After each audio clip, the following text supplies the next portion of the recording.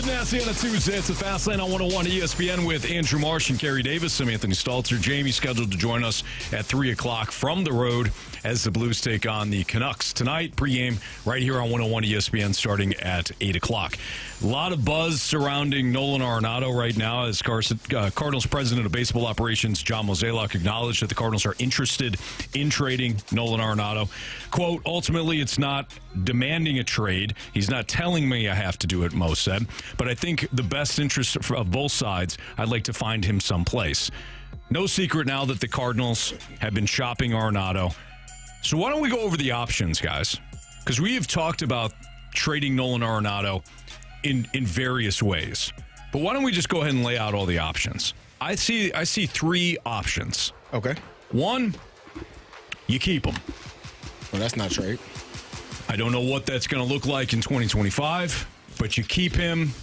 You don't like the return. You're okay with moving forward with him. This is maybe not the most unlikely option, but I think it's still unlikely. The most likely option, and I do think that you're kind of further down the line at this point. There's no more putting the toothpaste back in the tube. You trade him. That's the next option. For what? I don't know. If it winds up being a salary dump, you're not going to get much in return. I hope they don't pair him with Ryan Helsley, because then you diminish what you could get for Helsley. So I don't want the package there. But you could trade him. Pure salary dump. You don't get much in return, but you do free up some salary, and you have that for whatever the Cardinals allocate that money to going forward. The other option is that you keep him and then you reevaluate. Maybe you do this at the trade deadline. This is the least likely option. I don't think you want to go down this route, but it's an option that I think we can at least discuss. They keep him. They reevaluate the deadline. If they're a contender, maybe both sides are happy and you can push this thing forward another year. If you're not a contender and he's unhappy, then you can deal him at the deadline to whoever he waives his no trade clause to. But I really think those are the three options when it comes to the Cardinals. Not going to waive them. That doesn't make any sense. So those are the three options I think the Cardinals have. I think it boils down to what's important to you. Is it important? What's more important to you?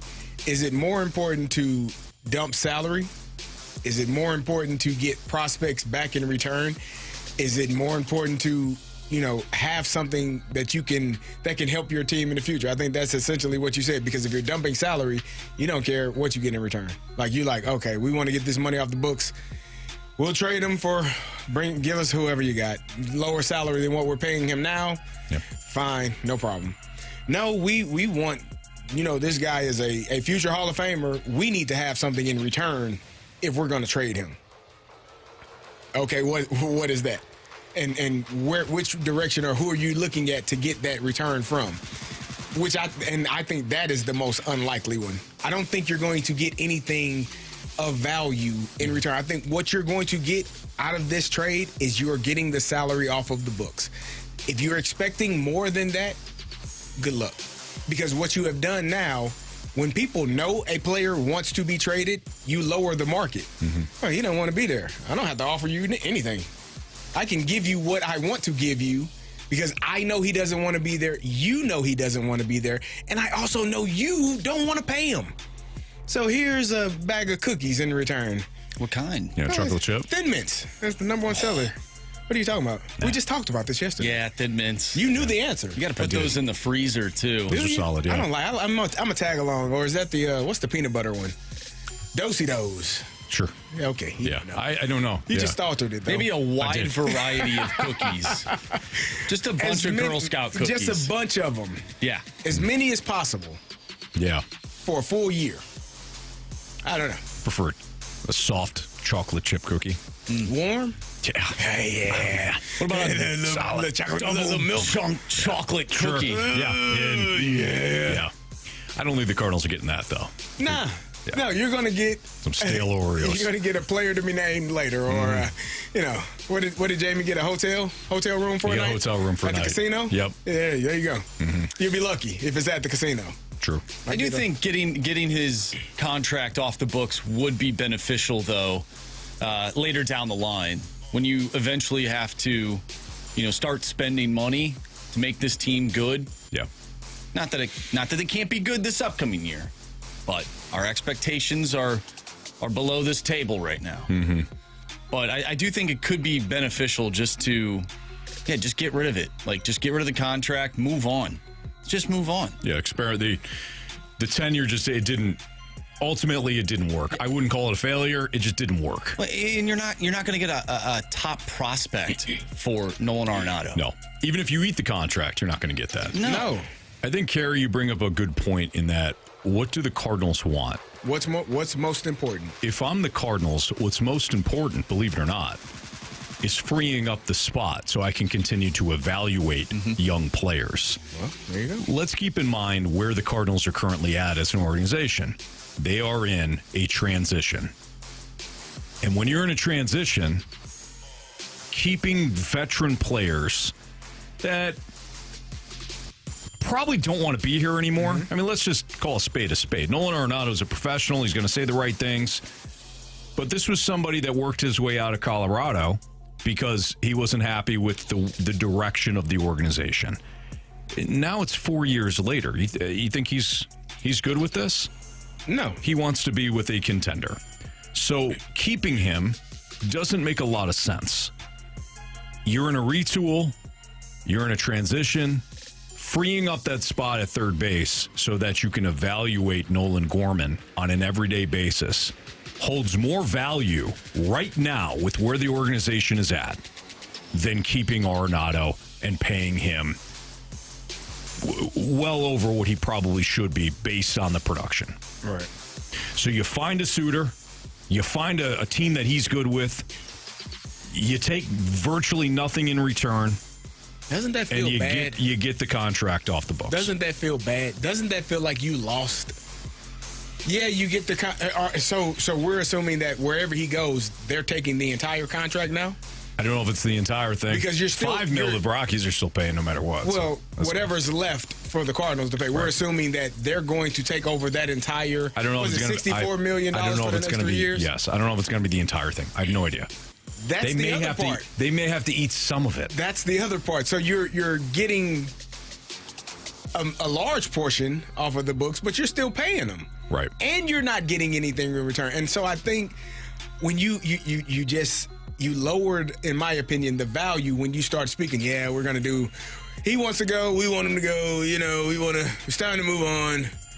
But, Carey, even if you wanted to move on, if he was playing at an elite level still, you wouldn't have these problems. Exactly. So it is what it is. He has had declining numbers now offensively over the last 3 years. Well, and it's not like you gave up much to get him. Correct. It'd be different if it was something that looked like the Marcell Ozuna trade, and that put us back another 5 years. Correct. Because we gave up Austin Gomber, ended up being some elite level pitcher. Right. Like you gave up nothing. Yeah, no offense to the players, the 3 players that were dealt to Colorado. You didn't give. You gave up nothing. You would have done that again. In hindsight, you still would have done the trade. Mm-hmm. It just, some things don't work out. The right mix of players weren't here. Well, and we can. I would lean more on him. Oh, because he needed to be the right. I agree. I've never absolved. Yeah. Whenever that conversation has been brought up, Carey, about, well, they're wasting the Arenado and Goldschmidt years. Mm-hmm. No, those 2 guys are culpable as well. Yes, they are there every day. You're trying to build a team around those guys. You failed, and they didn't shorten the margin either. They didn't shorten the gap between where you are and where you wanted to be. So ultimately, you traded for Goldschmidt, didn't give up a lot there. He won an MVP here. You traded for Arenado, didn't give up a lot. You would have done this all again. But in the end, it doesn't work. It's time to move on. So I think as we look at these options, I think trading him, absorbing probably some of that money, getting whatever you can prospect-wise, and moving on is the best for both sides. And I think Mo is essentially admitting as much when he says things like, you know what, he's not demanding a trade. He's not telling me to, but look, I'd like to find him a place. Right. All right, it's Fastlane on 101 ESPN. We'll have more discussion surrounding Nolan Arenado. We also get into some Blues-related talks with Jamie when he comes in at 3 o'clock. And we've got Joe Vitale, talk a little Blues, later on the show as well. 2:13, your time check brought to you by Clarkson Jewelers, an officially licensed Rolex jeweler. When it comes to the Cardinals, finding that next cornerstone is something Mo talked about. The question is who and when. That's next on 101 ESPN.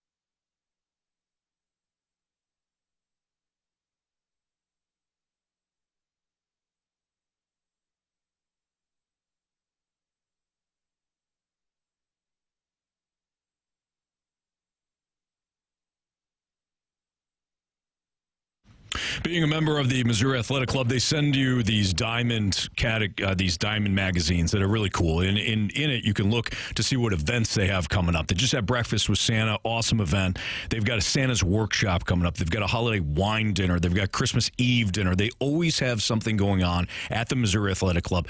And the events, it's never a situation where it's put together at the last second. The events are always top-notch. The family has a fun time. I have a fun time. It's great seeing other club members that are there as well. I really enjoy being a club member of my MAC, the Missouri Athletic Club.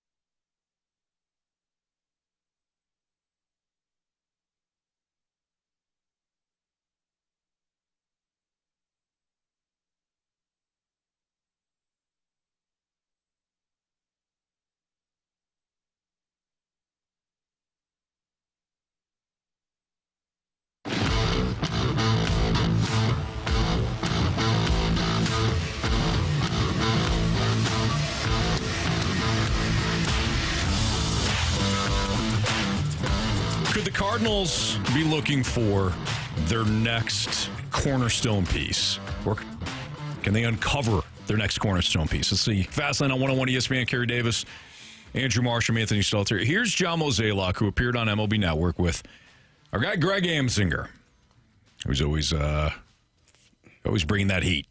Fine gentleman, Greg. Especially when it comes to Cardinals fans. He's always bringing it. And it's nonsense. Nah, come on. Some of it's nonsense. We love Greg. Yeah, we do.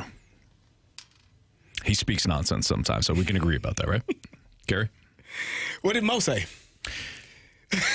Here's Mo on the Cardinals needed to develop their next new star. Well, when you think back to those last couple decades, it really was, Albert and Yachty. And then we went and built around it. And when you have that, that's a good place to start. And so ultimately, we have to find that type of player down below, inject them into our roster, and then see where it goes. But, ultimately, our ownership is still going to support decisions. We're going to put a roster out there that's going to be exciting this year and that we're excited about, but it is going to be some younger faces. So how do you find that cornerstone piece? I don't think that anybody, save for when he did what he did in spring training and some of the Cardinals players and brass were like, hey, this guy is not going to Memphis or anyplace else. He's going to go back to St. Louis with us. I'm talking about Albert Pujols, his rookie year. Nobody thought that Albert Pujols, though, when they selected him, was going to be the next cornerstone piece. Right. If they did, they certainly would have drafted him a hell of a lot earlier than they did. The Patriots would have taken Tom Brady with the first selection that year. Yeah. If they knew he was going to be a cornerstone piece. Sometimes that guy develops for you and you didn't really see it coming. Yeah. So I don't necessarily think that the next cornerstone piece or pieces for the Cardinals has to be Mason Wynn, Jordan Walker, and Nolan Gorman just because of their draft pedigree. It would make sense. Those guys were selected higher than most on the roster. Makes sense that the draft pedigree would also equate to those guys having success. But as I just illustrated, it doesn't necessarily happen that way. I don't care who winds up being the next cornerstone pieces. I just hope that these young guys that they did draft do develop and wind up being foundational pieces. Can you bring somebody from the outside in? Of course. Wainwright was technically a Brave. Not even technically, he was. But he grew up in this organization. Mm-hmm. He was developed by the Cardinals. I don't think a free agent that comes in can have that same superstar cornerstone mentality. He's essentially a hired mercenary. Like Juan Soto? I was going to say it depends on the free agent now. I mean, there's a guy. Was he for the Yankees? Mets got a guy. Yeah. Was he for the Padres or was he for the Nationals? Where was he a cornerstone piece? You don't think he was? Not a hired mercenary. Think he was? You can be a hired mercenary and be a cornerstone piece. For what, 2 years, like San Diego? Is he going to be a year for the Yankees? Is he not going to be a cornerstone piece for the Mets? I don't know. Because he signed Anthony Stalter. We'll see. Anthony Stalter. This guy. Anthony Stalter, you are got to stop Francisco Alvarez, nice catcher. Oh, my God. That's why I left the door open. It can happen. You're also talking about a generational talent. Well, that's what we're talking about. He was a cornerstone piece for the Nationals, but since I think he's been a hired mercenary. He's been a hired gun. He's been on 4 teams, and he's 26 years old. Yeah, he's been a hired gun. He's been moved around. I just think there's something different when it's Albert or Yachty. Oh, for sure. And they're developed in the organization. I think it feels different. Damn right it feels different. But I don't because they grew up in the organization. Agreed, but I don't think a New York Mets fan is going to be mad that we signed Juan Soto and he's a cornerstone and he wasn't drafted here. That's a different conversation. I'll never be a fan. Same thing with Shohei Ohtani. He wasn't drafted by the Dodgers. They love him. Mookie Betts, cornerstone piece, wasn't drafted by the Dodgers either. Sure. Cornerstone piece. So it's about the talent. And when you're talking about a player, but hold on, you're not the Dodgers. You're not the Mets. You're not going to spend that way. So it's more important here in St. Louis that your cornerstone piece is developed. So agreed. So when you're talking about that cornerstone piece, to me, those players do something other people cannot do. They have a skill set, whether it's Mason Wynn, who throws the ball extremely hard, whether it's, you talked about Albert, he hits the ball really far. You got guys that when you are looking at a cornerstone piece, that person is talented in a way that other people are not. Nolan Arenado is a cornerstone piece because he plays third base at an elite level, maybe one of the best third basemen to play the game in the history of the game. So that's what a cornerstone piece is. So when you're looking at the roster that currently exists right now for this Cardinals team, you're really only talking about 2 or 3 guys with that potential to be that. One of them, we already said, Mason Wynn, is on the trajectory to being that. The other one is Jordan Walker because of what you see as far as his skill set. Another one is Nolan Gorman because he can hit the ball really far. So for me, cornerstone pieces, when you're talking about a true, because a cornerstone is a superstar, right? Are we in agreement in that? Those people are different than everyone else. It's not a guy. Maybe Ichiro is a cornerstone, but he hits the ball a lot, all over the field. Same thing with Tony Gwynn. They have an elite skill set. They do something that other people can't do. It might be you run really fast. You cover a lot of ground. Jim Edmonds, you make big plays in center field. Those are superstars based on the skill set that they have. And on this roster, there are only 2 or 3 of them. Maybe Victor Scott and Siani could be on that list as well because of how they play center field. But I don't know that Lars Newbar is that. I don't think Thomas Sajaci is that. I don't think that Alec Burleson is that.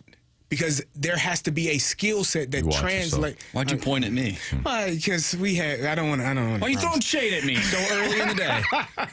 But to me, that's what a superstar is. They have a skill that other people don't have. Whatever that skill set is, there is something different about them that makes them the cornerstone player and the superstar for that team. And to your point, Anthony, it does feel different, though, when a player is drafted and developed in one organization. And we're seeing that now because it seems like in Cardinal Nation, there's not a lot of allegiance to the Paul Goldschmidt and Nolan Arenado. It's like, yeah, let's get rid of them. I don't know if the expectations change. It's just different because they didn't grow up and play their entire career here. It's just different. Like, it's like, all right, we're ready to move on. Like, they came and did their part, and unfortunately it didn't work out, but we got to move on because we're ready for this next young wave of players. Yeah. Hopefully we can get that next Yachty or Albert in terms of cornerstone piece. I don't see anybody comparing at all to them. Not right now. And so my other question, is Wilson Contreras considered that? Could he be considered that? Because he is a free agent that came over. I think right now, if you're looking at, and we're just talking about position players, we're not talking about anybody on the pitching staff, I think he's a cornerstone player for them, and I think Mason Wynn is. Like, I think you have 2 guys that you know every single day they're playing, where they're batting in the lineup, and what you're going to get out of them. Now, Mason Wynn, we were talking about this in the office, and Marshy brought it up. You need to see it for a consecutive season. Like, you saw the rookie year and how well he performed. It was outstanding. Now do it again. Because nobody cares. And then keep doing it. That's the reward. And maybe this is, we always get into this semantics world when we're talking about like superstars and what's a superstar and how do you quantify it, or cornerstone. When I think of cornerstone, though, I think of face of the franchise. Like the Braves, Ronald Acuna is the face of the Braves franchise. Now he's been hurt. I realize that, and they've got other great players too. But like, he's the guy. Aaron Judge, even though you brought in Juan Soto, Aaron Judge was the guy. Maybe that's why Juan Soto left, other than the security guard not liking his family. Maybe. I don't know. I think $765 million. Probably. It's not like the Yankees didn't offer him a lot of money. Did they offer $765? They were up there. No, $765. I think of face of the franchise. So I don't think Wilson Contreras is the face of the franchise. Who is? I think it can be Mason Wynn. See, I disagree. It can be. I think right now it is Wilson Contreras. So what does that say about your organization? That says you're in a transition, because you had 2 cornerstone players, and they didn't perform to the level that you needed them to, specifically last year. The year before it was okay, but you still lost 91 games. Last year they didn't perform to the level, and you didn't win enough games. You didn't make the playoffs. See, I think that speaks to where this organization really is. If that is true, if Wilson Contreras is and this is nothing against Wilson Contreras, I'm talking about the Cardinals. If he's the face of your franchise, this is a player that grew up in the Cubs organization. You signed him to play catcher, had to move him 2 years later. That's the face? I was just thinking the same thing. Then that speaks volumes to where you are. So I don't have a problem with him moving because we see catchers move all the time. In a vacuum, no, but we're talking about face of the franchise. Joe Mauer, was he the face of the franchise? Joe Mauer was drafted by the Twins. It's different. But he moved from catcher. He can move again positions. In a vacuum. If you're talking about moving positions, that's a separate conversation. I'm talking about the face of your franchise, not growing up in this organization. You sign him from your rival, and then 2 years later, after you sign him to be a catcher, you're moving him to first base. It's a small part of it, but I do think it shows again where this. If it's not Mason Wynn, then you're still searching for that player. Then, in my opinion, I think from a fan's perspective, and we're looking at it from a fan's perspective. I think it could be Wilson Contreras because Wilson Contreras is beloved by the city of St. Louis. I'm not saying he's not, but from a Cardinals standpoint, you didn't hear John Mozeliak say anything about Wilson Contreras. He didn't say his name in that clip that we just played. I don't think that they view him as a cornerstone piece. That's why they're doing this. Yeah. And moving him to first base? I think they're doing it because it frees up a spot behind the plate, and you don't have to have three catchers. And if something happens, he can still play catcher if need be. Because we talked about it last year. Herrera needed to play. Like, he needed to bat at least. But if you got two catchers in the game, I think it made it difficult if something happened. So now you put Wilson at first base because Paul Goldschmidt is no longer here. You teach him how to play the position. He is able to still bat and not have to worry about getting hit by bats behind the plate. So he's probably going to be more healthy. He's going to play more games, have more opportunities to have at bats. And then you get the bat of Herrera or the defense of Pages. And you also get a DH. Like, you've opened up an opportunity for another player to be in the game that you need to have by moving him to first base. I don't look at that as saying he can't play catcher, that's why they had to move him. It's more about you got too many catchers. Two of them need to be playing. Well, hell, let's move one of them to first base because that position is open, and we still have our DH and Alec Burleson who can play every single day as well. Do you think that was the game plan 2 years ago? No, but I think things change when you see that you are lacking in offense. And what do you have? You got two people that you need to play, but they play the same position. It's no different from moving a tailback to fullback because you want both of those guys on the field, right? You got a tailback that is not playing. Well, hell, we got to get him on the field. Well, let's move him to fullback so we can have them both on the field. Or let's move the tight end, the receiver, to tight end because he can play that position because I got another elite receiver that I need to have on the field as well. He don't got to block nobody. Just stand in the way. But I'm going to put him at tight end because now I get my other guy on the field. Whereas if I don't move him, we don't have all the people, the best players on the field at the same time. This is more akin to a quarterback being moved to tight end, in my opinion. Man, Anthony. Things change, Mox. Just saying. It's fascinating on 101 ESPN. What's Trending is next.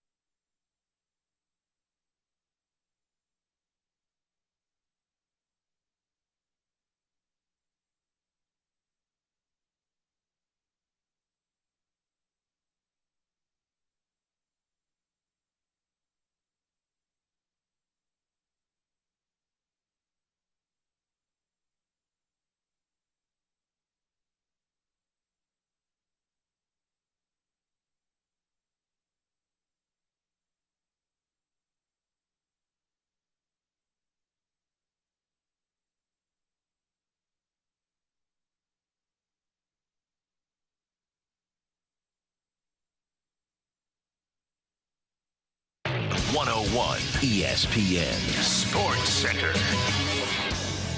I'm Andrew Marsh. It's time for a Sports Center update driven by Johnny Londoff Chevrolet and Johnny Londoff Autoplex. The Blues take on the Vancouver Canucks, and you can listen to that game right here on 101 ESPN. Pregame starts at 8. Puck drop is at 9. We will talk with Joe Vitale at 5:30, so stay tuned for that. Also, Jamie is scheduled to join the show, and we'll get into some Blues hockey as well throughout the remainder of the show. But coming up next, we're going to dive into what's trending right here in the Fast Lane. I'm Andrew Marsh, and the Sports Center update is driven by Johnny Londoff Chevrolet and Johnny Londoff Autoplex. See them at londoff.com. Chevy, together we drive. Are you kidding me?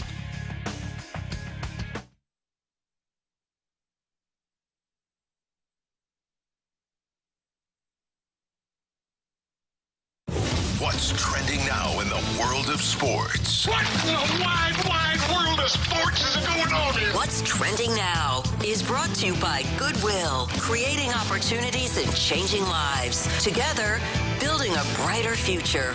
Give hope, give local, give Goodwill. Welcome back to the Fast Lane here on 101 ESPN with Anthony Stalter and Carey Davis. I'm Andrew Marsh, and it's time for What's Trending. Gentlemen, the Heisman Trophy finalists have been announced, and Ashton Jeanty of Boise State, Travis Hunter of Colorado, Cam Ward of the Miami Hurricanes, the U, and Dylan Gabriel of the Oregon Ducks are all finalists for the award. Who wins? Why do they win? And is there another player in the country that could have been a part of this list? No, to answer the last part. I think those are the best players for the, you didn't say Shedeur Sanders.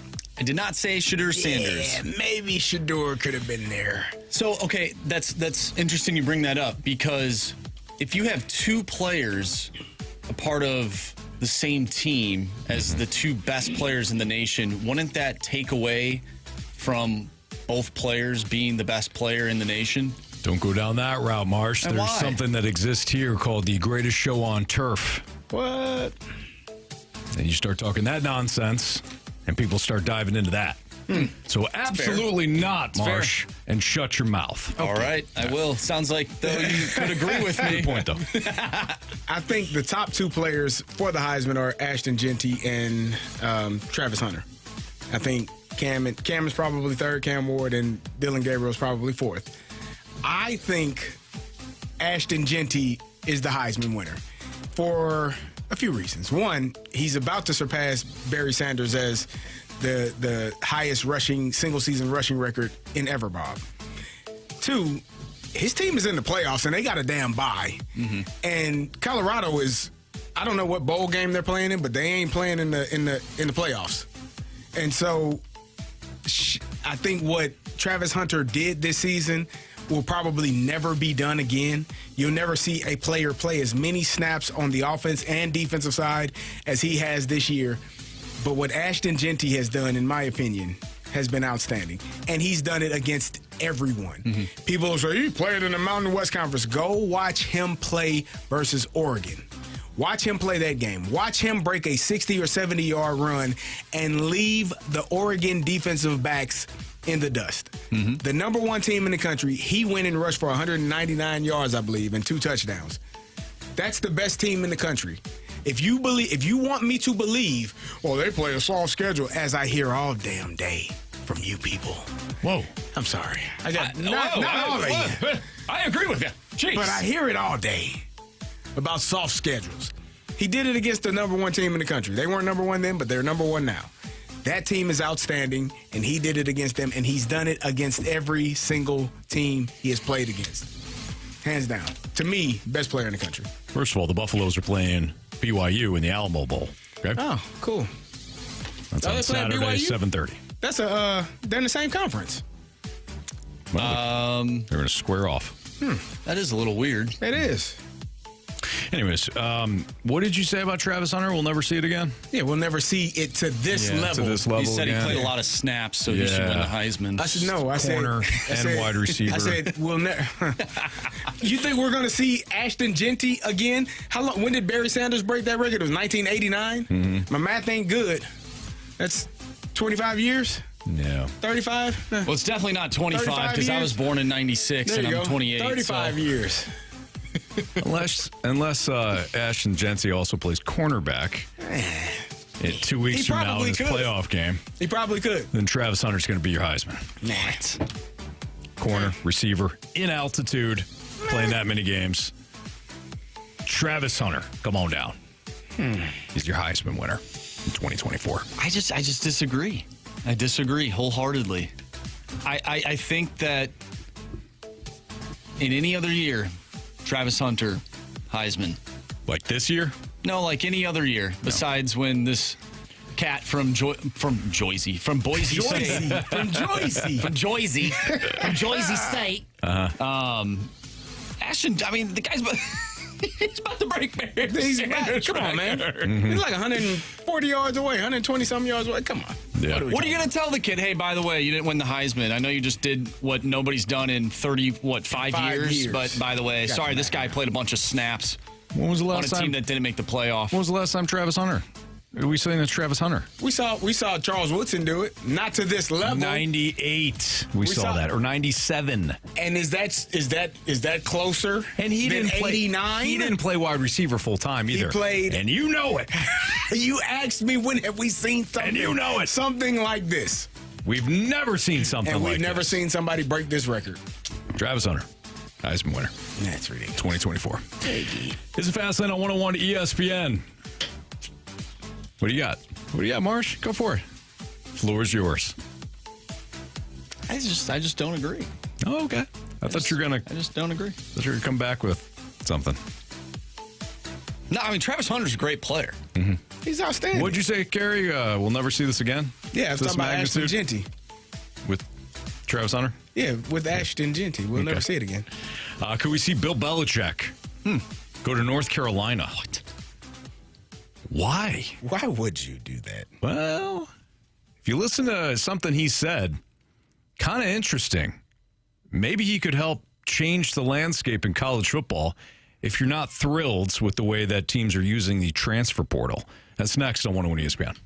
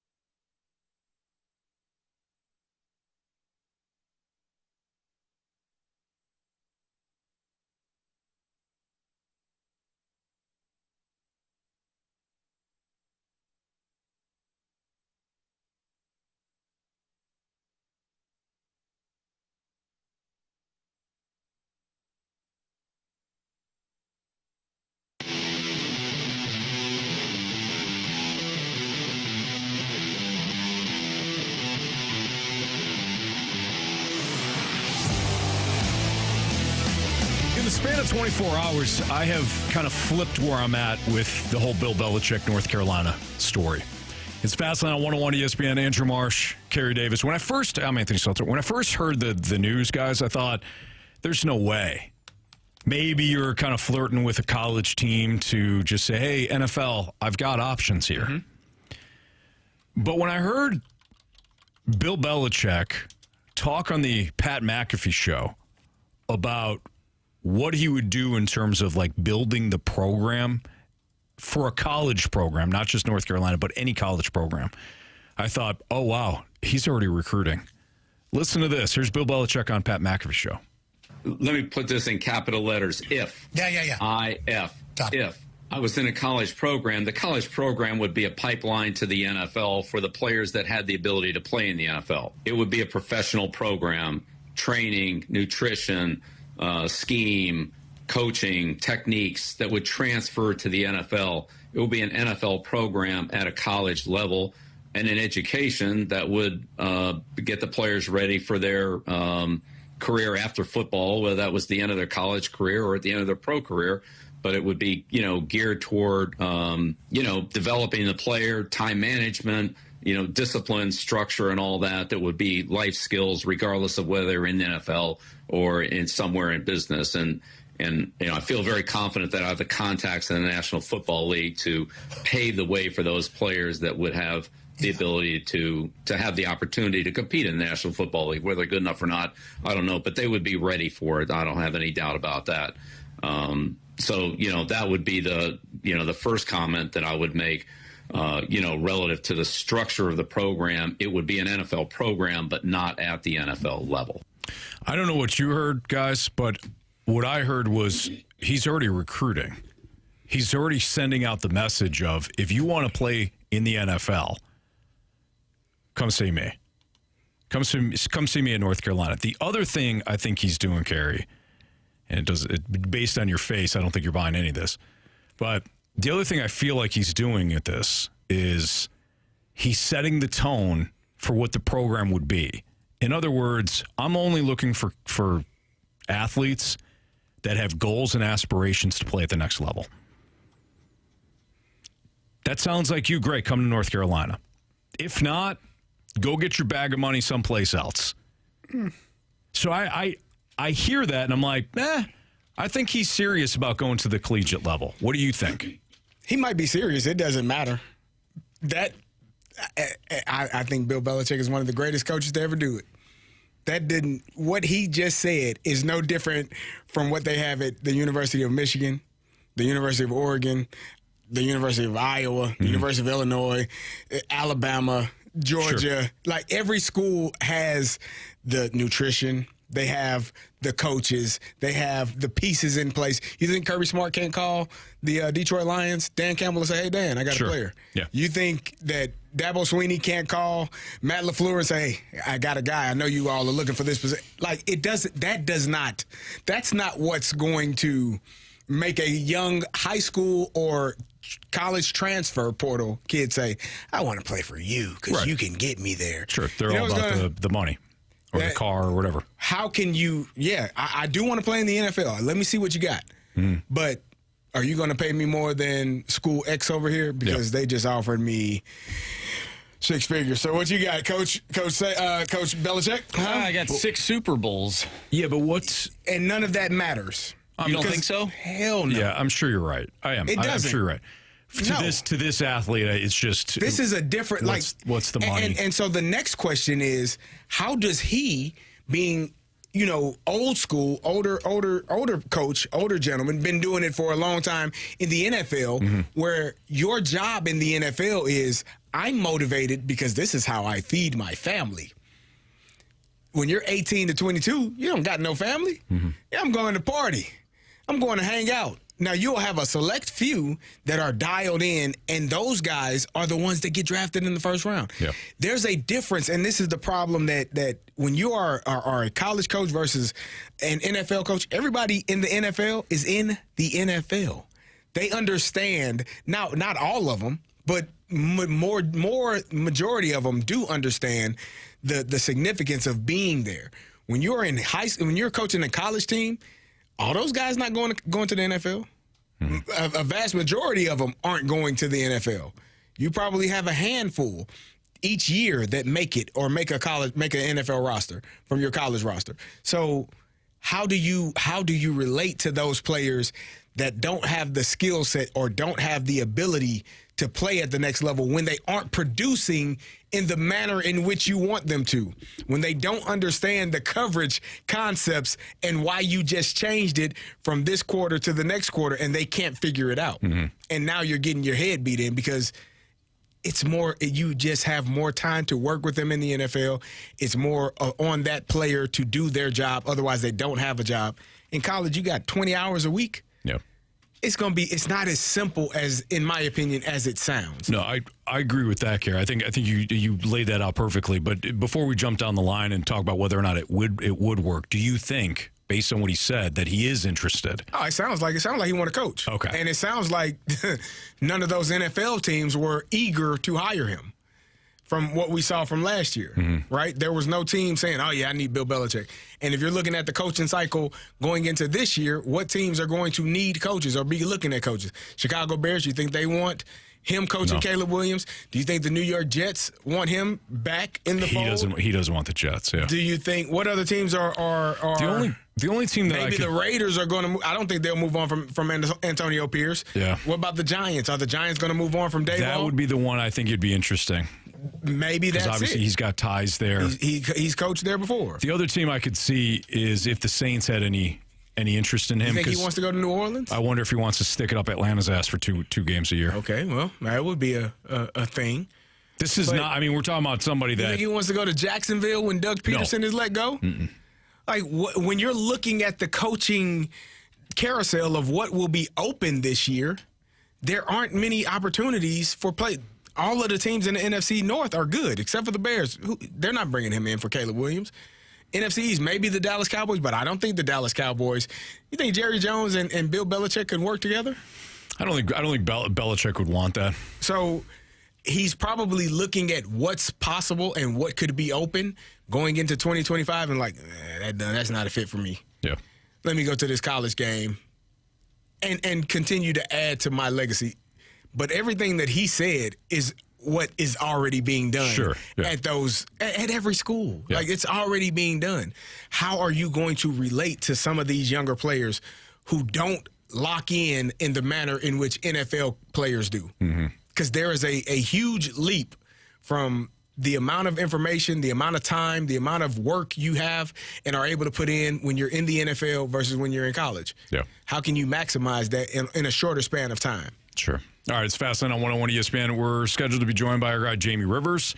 So we'll talk a little Blues hockey with him. They take on the Canucks tonight, and we'll kind of dive into that matchup next with Jamie here on 101 ESPN.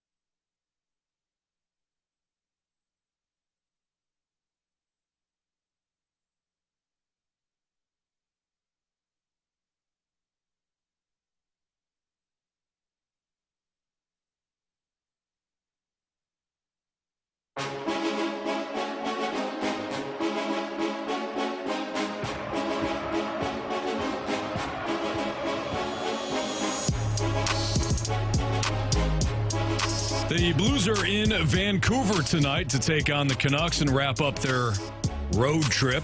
It's Fastlane on 101 ESPN. Carey Davis, Andrew Marsh, Anthony Stalter. And we believe we've got our guy Jamie Rivers on the line. What's up, Jamie? Maybe? Hopefully? No. I can hear him breathing.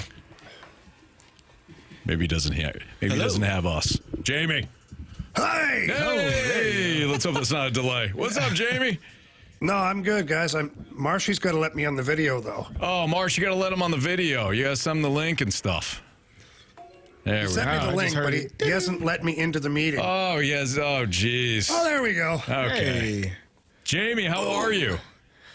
Well, guys, it's really good to hear your voices, okay? That's nice. It's better to see you. We haven't seen you in, I don't know, This last time I saw Canadian you. trip. So let's just talk about the elephant in the room, which is why I haven't been on these shows here this week, is in some of these Canadian hotels, they have like a firewall thing for basically sending out a radio or media or anything like that. You can keep it in-house, but it can't go outside of the hotel. Mm-hmm. So it puts a blocker up, and every time I go to sign on, I can get into a certain point, but then it doesn't let me actually join you guys on the board and things like that. So it's been a real mess.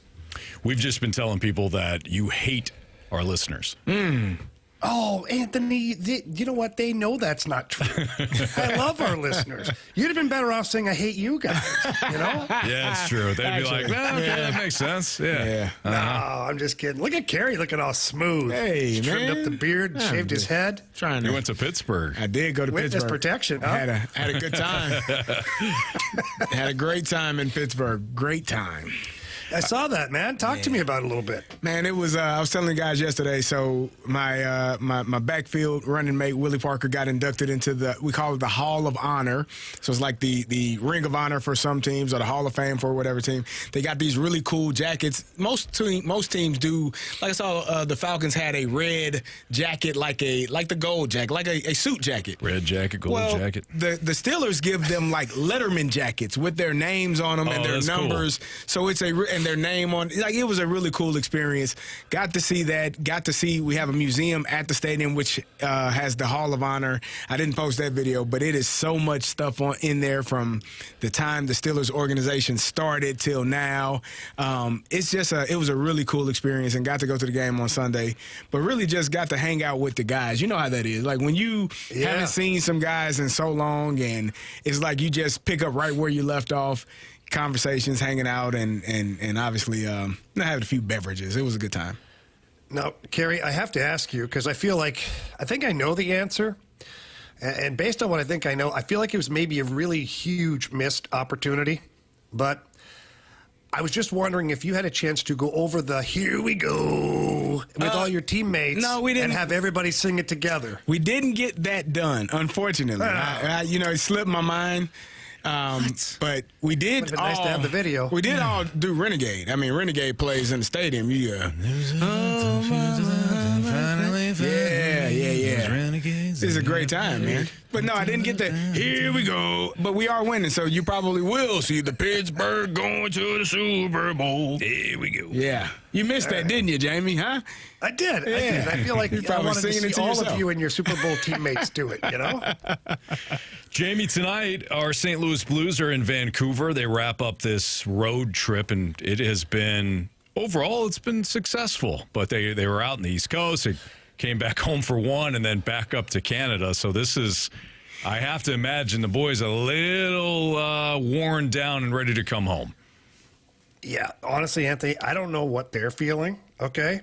But my job is nowhere nearly as excruciating as their job, and I'm so over it at this point. I'm ready to be home. I'm ready to be in my new house, in my nice, comfortable bed by the fireplace. I'm ready to sit in there and talk to you guys and act stupid for 4 hours. Yeah, it's been a long one, and credit to these guys. Like, there's been a lot that's gone on here. Let's back it up just a little bit to the East Coast trip, where halfway through, you'd have a coaching change, and then since that, it's been like, you're at the rink every day learning things. You're going over things. There has been no days off. They've had some off days, but what I mean by no days off is everybody's still trying to learn different things, and Monty's trying to add more stuff to the systems or delete things from the systems and using different guys in different roles.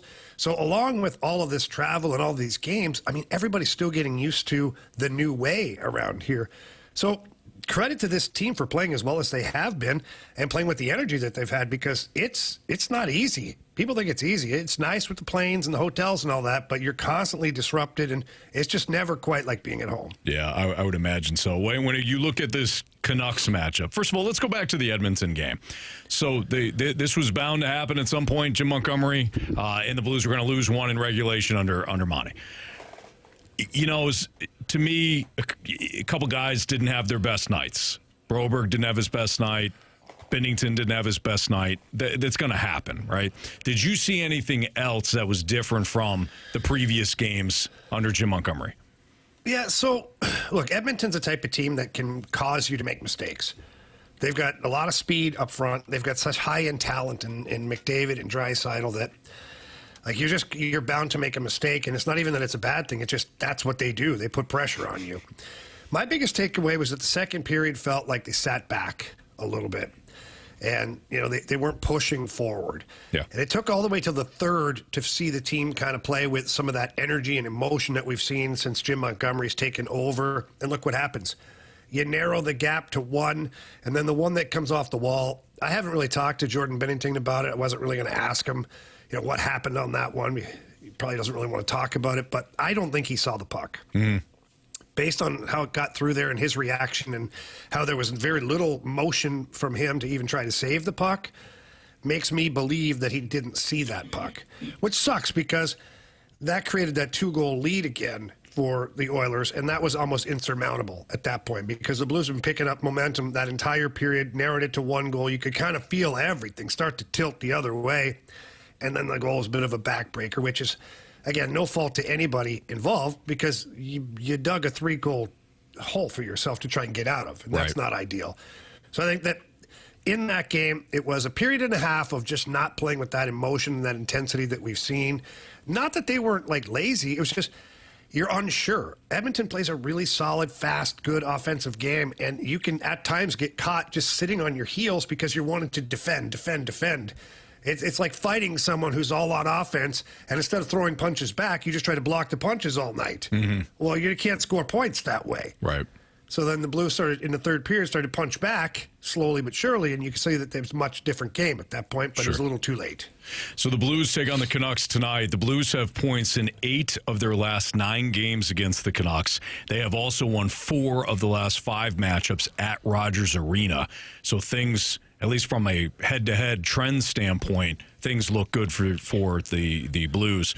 They've got points in 5 of the last 6 games under Jim Montgomery, 4-1-1, and their 86.7% penalty kill under Montgomery is ranked 4th overall. That's one of the biggest differences. We could sit here and talk about, well, it looks different. When you have tangible evidence that things have adjusted here in a small sample size under Jim Montgomery, that's huge. So the penalty kill, I'm sure, is something that you've noticed too, Jamie. Yeah, absolutely. But all facets of the game, too. You look at their goals allowed per game is down. Mm-hmm. Their goals scored per game is up from where it was. So when you add all these little bits of information up together, it gives you a team that's had a real good run here under Jim Montgomery since he's taken over as head coach. Right. Now, going into this road trip, I think that I said it before to you guys that for me, just my expectations, going through this and being 500 would have been awesome because you're playing a Winnipeg team, you're playing Calgary, who's playing well, a good Edmonton team, and a really good Vancouver team. You're thinking to yourself, if we go 2-2, that's an awesome trip. Well, they went 2-0 to start it. They lost against Edmonton. Now they have an opportunity to close out this road trip 3-1, right? Which would be fantastic. And then you're going home. You got a quick turnaround. You play the San Jose Sharks. It should be an easy opponent there. No offense, Anthony, Jamie. Of course. But also those games are very difficult, too, because those are the trap games. You get all amped up for this 4-game road trip across Canada, and you know there's some tough opponents. And you're like, good, we come back, get a nice little easy one against the Sharks. Well, guess what? The Sharks don't feel that way. They're sitting there wanting to just stomp on your jugular because they think the whole world thinks they're crappy. So every time they play a game, no, but seriously, every time they play a game, it's like they've got to play with a chip on their shoulder, you know? And they just traded their best goalie for a crap goalie. So it's like, you know, so it sets up to where if the players and Monty and Otter and all those guys don't have everybody ready, that could be one that you're like, oh, I wish we had that game back. And you can't afford to have those games right now. No. And then you go back on the road quickly to Dallas. I mean, this is crazy. I just picture the Sharks players as soon as the puck drops. We're not crappy. Let's go. All right, it's Fastlane on 101 ESPN. 1, 2, 3. We're not crappy. We're not crappy, exactly. Yeah. Jamie's joining us from his hotel room in Vancouver. We're going to play Are You Sold next. So if you have an Are You Sold that you want to send into the Air Comfort Service text line, you could do so, 314-399-9646. If you've got any sort of Are You Sold statement, great, send it there. And we'll play Are You Sold next in the Fastlane on 101 ESPN.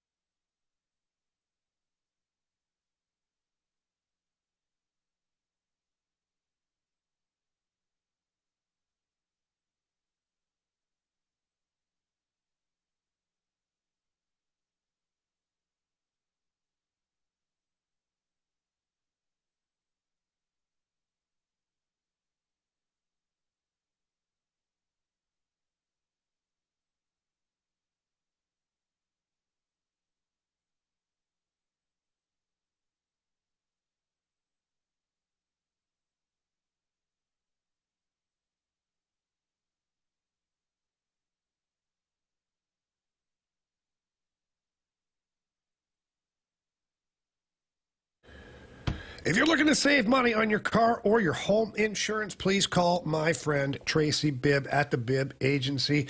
They work alongside Allstate Insurance, and both Allstate and Tracy Bibb are going to give you that personal attention that you require, that you need from your agent. Let's be honest, most people have never even met or talk to their real agent. It's a company with a 1-800 number. You deal with whoever answers the phone, and hopefully they have the right information. If not, you're calling back and you're dealing with all that same thing again. Get somebody new. Don't do that. Call the Bibb Agency today. They take great care of every single one of their customers. I know this from my own personal experience of being stuck there, needing my insurance card, can't find it anywhere. I just call or text somebody at the Bibb Agency. Whoop, they send it on over. That is customer service, and that's what I want for you guys out there. So please pick up the phone and call Tracy Bibb for a free non-committal quote today. That number is 314-328-4260. Again, that's 314-328-4260. It's no fib. You're in good hands with Tracy Bibb.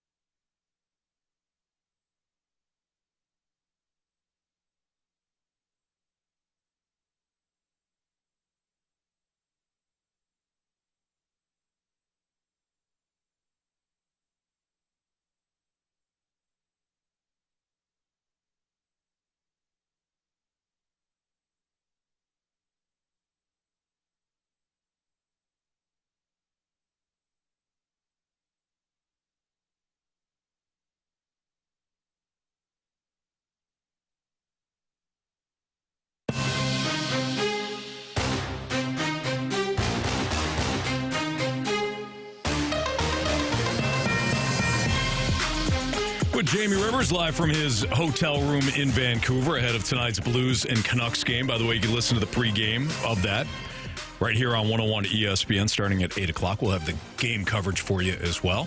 Carey Davis, I'm Anthony Stalter, and here's Andrew Marsh with your Are You Sold statements.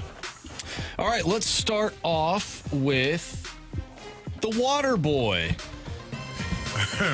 I'm sure you understand where this is coming from. I'm not sold. Carey already knows what it is. Are you sold that the Cardinals will trade Nolan Arenado before the next episode of the Gridiron Guys podcast? Probably. He might be retired.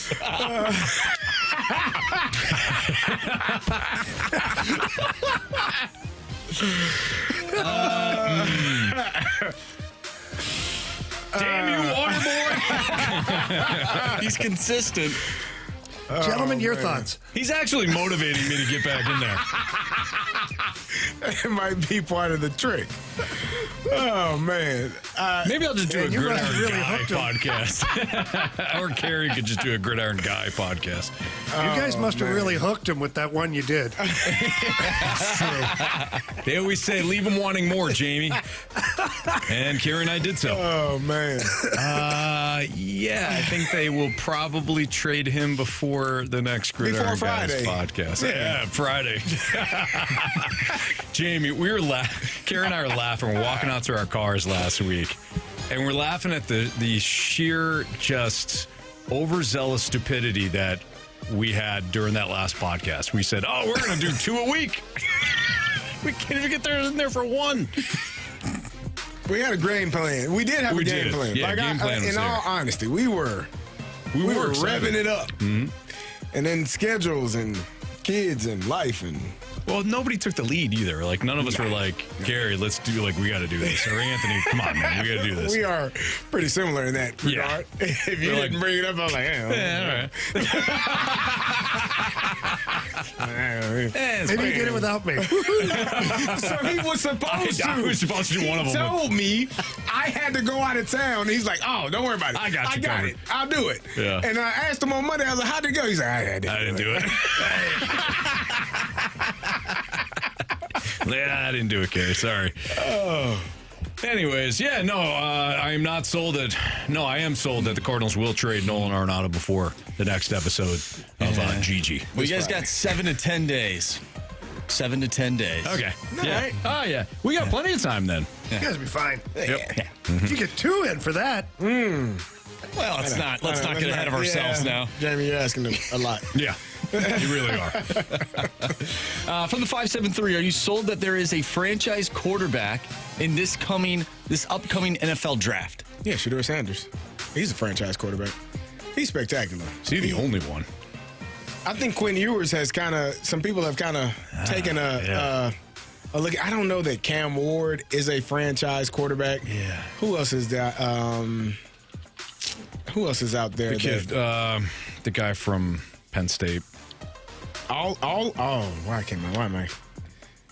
Luke Altmaier? No, not Luke Altmaier. Did he transfer?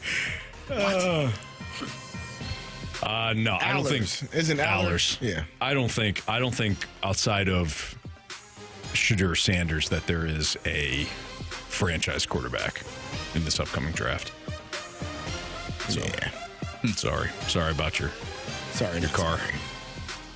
From the 636, are you sold we will see Dalibor Dvorsky in the NHL before Jimmy Snuggerud? Ooh. Yeah. No. Whoa. Really? No. I think Jimmy will be there first. Yeah, I think Jimmy will probably get some games maybe at the end of his college season this year when he signs. I think the plan, I don't know, I think the plan is for the Blues to slow play things a little bit with Dvorsky. He's a younger player. He's playing really well right now in the American Hockey League. He's going to go to the World Junior Championship again.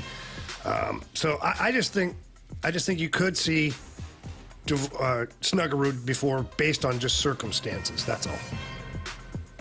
Interesting. But you never know. From the 636, are you sold on Mizzou basketball? Is what you saw on Sunday sustainable? Nah. We got a big test coming up on December 22nd. It's called the bragging rights game. You got a big test tonight. It's Wisconsin. Yeah. You didn't beat Northwestern. You guys got to bounce back. Although you guys have handled. You guys have handled Wisconsin. We got Tennessee in a couple of days too. Yeah. Number one team in the land. Boy, they look good. That defense is suffocating. Don't worry about it. Oh, okay. Yeah. All right. It's okay. Okay. Yeah. From the 661, are you sold on the signs of life from the Carolina Panthers? I was in Philly on Sunday, and that town was silent for 3 full quarters of football. Yeah, I mentioned it yesterday. I think, I was going to say Bryce Harper. Bryce Young. Maybe a Blake QB. Has been playing really well. He's figured some things out. The stats are not always going to align with that, but when you're talking about a game-winning drive, trying to finish it out, I thought that was spectacular. And I think he started to limit his turnovers. He's having more success, and they're leaning on Chuba Hubbard. That running back, he got an extension a couple of weeks ago. He's been playing extremely well. He catches passes out of the backfield. Like they are, I think Bryce Young has figured out how to play this game, and it's only going to go up from here. You know, if I'm going to simplify things, on Sunday when the Red Zone channel flipped back to that game and the Panthers were getting the ball back, I thought to myself, even though they were backed up, I thought to myself, oh, wow, this is interesting. The Panthers could put together a drive and possibly upset Philly. Right. That's kind of where we're at now with Bryce Young. The Panthers are playing more confident. He's playing more confident. He's making more plays, period. And I thought, all right, they have a shot here. At no point earlier in the season, in a similar situation where I have everything, the Panthers, first of all, would even be in that game. But second of all, have an opportunity to put together a late drive and win that thing. Yeah. And 2 weeks ago when they played Tampa, I felt the same way. Yeah. He's gotten much better. And you're right, the numbers you may not say, oh, well, EPA, DVOA, blah, blah, blah, blah, blah, blah, blah. The advanced metrics may not show that. Did we talk about that? Wasn't that gas? Yeah, it was gas. Oh. Yeah, his EPA gas reading off the charts. I watch him play now. I'm like, this kid's got some playmaking ability. Yeah. Just the ability to extend plays. Again, I think he's becoming more comfortable and not putting the ball in dangerous areas. That was early on. The game is going so fast. I promise you, it will feel like there are more people. Like, they got to be cheating. It's got to be at least 15 guys. 13 people out here. Yeah. I know the rules say 11, but you're not counting, ref. Yeah. There's 13 people out here. It feels there's nothing open, man, because it's moving so fast. I think the game has started to really slow down for him, and it's showing for me. Yep. From the 636, are you sold if Jamie Rivers got into the bourbon business, he could craft a whiskey more iconic than Blanton's? Yes, I do. Ooh. Wow. Jamie has not failed at any company endeavor in his life. So, yes, I do think he would develop a whiskey/bourbon that would be more iconic. Give him some time. I noticed you said that I hadn't failed at any companies. Well, listen, you're talking about companies. No, it's very accurate. And this is a savvy businessman. Do I think he's a little short-sighted at times when it comes to adding to his current companies? Why would you say that? Yes. Do I think he passes on golden opportunities to improve his companies? Sure. Tell me what opportunity he's missing. I'm not talking about. I'm just throwing it out there. No, okay. You know? Huh.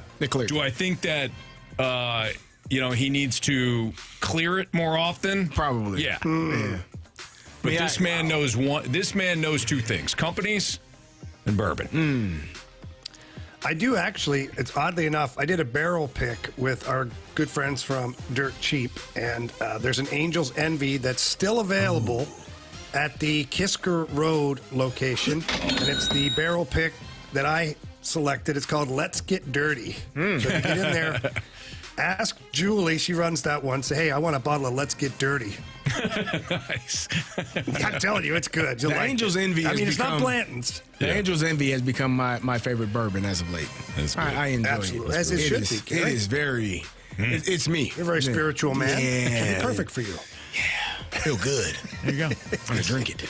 All right, one more, Marsh. All right, last one, and I know it'll get you riled up, Anthony. From Swayze, are you sold that Michael Penix Jr. will be starting for the Falcons before the year is over? No. Okay. No. I think that Raheem Morris, for some reason, wants to lose. Mm-hmm. What? What? You think he's proving a point? No. You think he could? You think he could be? In all honesty, I'm trying to let the folks know that this man is not the answer. We need to go to Michael Penix Jr. for 2025. Because to me, he's already got that. I mean, all kidding aside, no. I don't have much faith that he's going to make that change. He should have. This should be it. Mm-hmm. So unless we hear, typically NFL off days are on Tuesday. The Falcons play on Monday. They play in Vegas. It's a perfect time to make the change. You got an extra day of preparation, and you're playing the Raiders. I don't understand why you wouldn't make that move right now. And he is sticking with Cousins. So unless he comes out, don't you have to stick with him though, Anthony? No.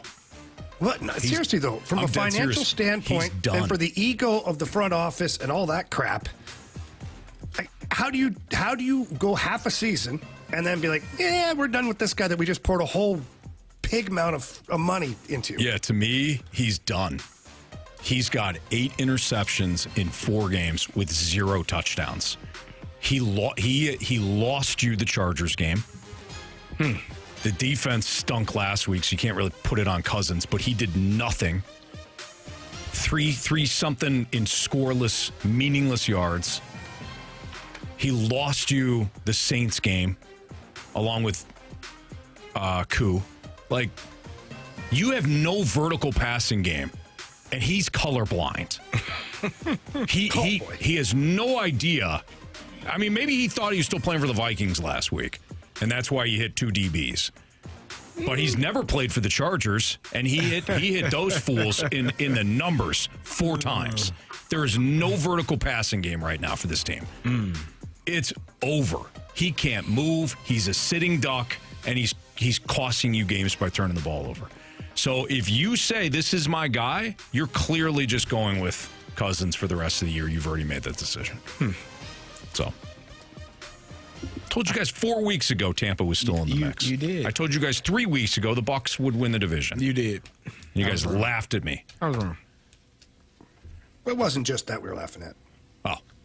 Yeah, maybe it wasn't that you were laughing. You were laughing at something else. No. Yeah, now that I piece this together, that makes more sense. Marsh asked, could the Cardinals become the Brewers? What does he mean by that question? We'll find out next on 101 ESPN.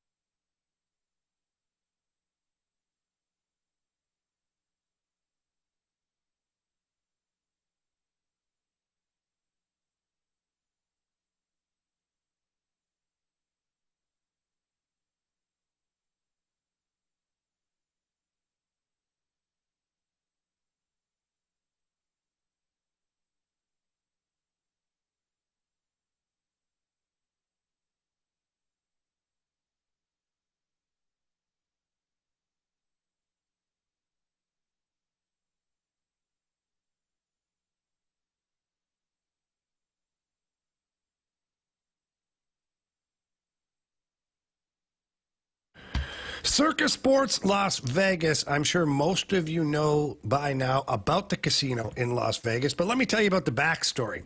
My good buddy Derek Stevens from the Detroit area had a vision of creating the world's largest sports book and putting it in Las Vegas, Nevada.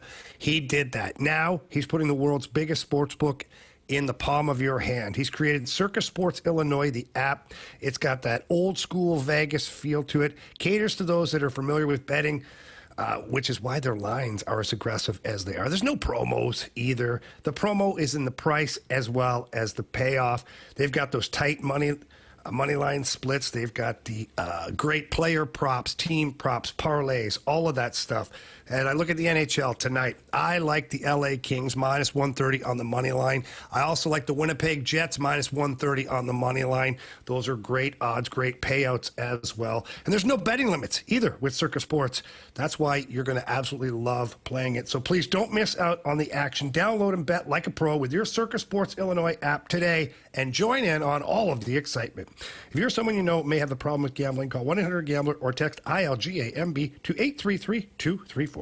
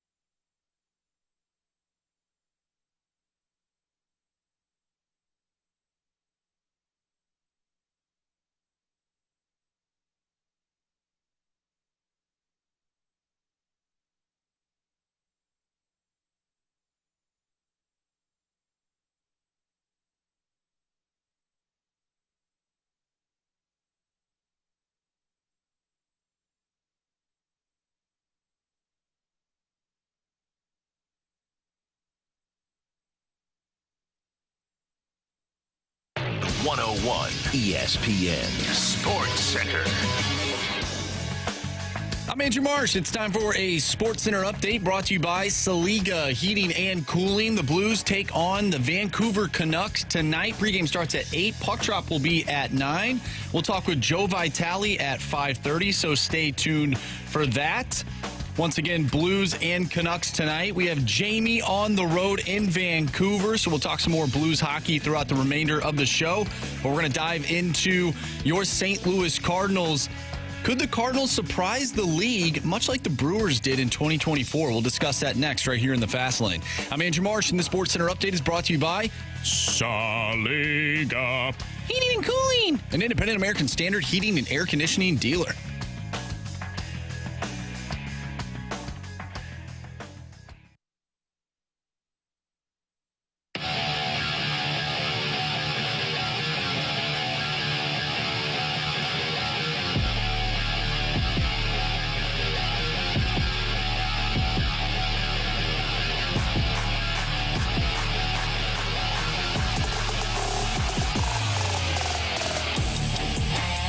Wrestling on 101 ESPN with Carey Davis and Jamie Rivers. I'm Anthony Stalter. So Marsh, our guy Marshy Marsh, executive producer extraordinaire, he decided to throw out whether or not the Cardinals could surprise the league, much like the Brewers did in 2024. But there's some audio to this. So Greg Amsinger of MLB Network, the person that blames the Cardinals fans for the fall of the Cardinals. Yeah, you said it one time, Anthony. Well, he said it. That's the bottom line. Okay. He asked John Mozeliak, the Cardinals president, if the Cardinals can be the 2024 Brewers. So here's Greg. It's kind of setting things up. I'm on MLB Network, and here's Mo's response. A year ago, we saw the Milwaukee Brewers say goodbye to their manager, and he got a big deal with the Chicago Cubs. They traded away their ace right before spring training, Corbin Burns. They didn't have their all-star closer. They win the division, okay?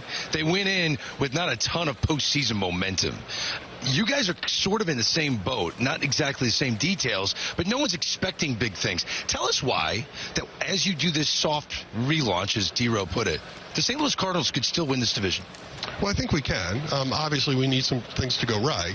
We need a Nolan Gorman to be offensively productive. We need a Jordan Walker to go up and put the numbers we think he's capable of. We need Lars Nootbaar to be the type of talent we think he is. If those things happen, we think our starting pitching's still strong. We think our bullpen's still strong, but we've got to be able to consistently score runs.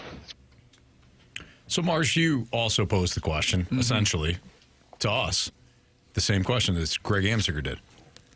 Can the Cardinals be the Brewers of 2024 or 2025? Sure. What has to go right? You got to get some guys that can hit the baseball, Anthony, consistently. Nolan Gorman struck out a lot. He eventually got sent down. Probably should have got sent down earlier than he did. Jordan Walker struggled. I don't think he got enough time to struggle, but he did struggle. And he also was sent down. So those two players were players that you were leaning heavily on from last year. Lars Nootbaar has been injured often here. Now, hopefully they can figure out how to keep him healthy. Because when he's healthy, he plays really good baseball. But you got to be able to you have to be able to be on the field. And he hasn't done that enough because he's often injured. So those three guys you leaned on, and you missed a lot of games because of either injury or poor performance. You get that in place, then you could probably have a chance. This team could be vastly different. And if Nolan Gorman is playing every day at third base because you were able to move on from Nolan Arenado, it helps that case as well. So for me, I don't see, and I've said this, I said this when they needed to go in a youth movement direction because those players are extremely talented. They just haven't had enough reps. They haven't failed enough. You are not going to just jump out and be successful.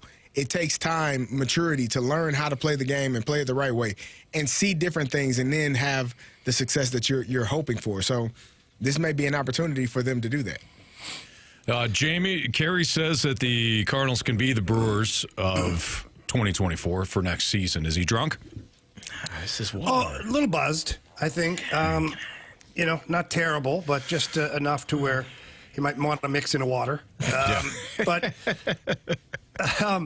let me refresh my brain for me here. But who was in the rotation for the Brewers last year?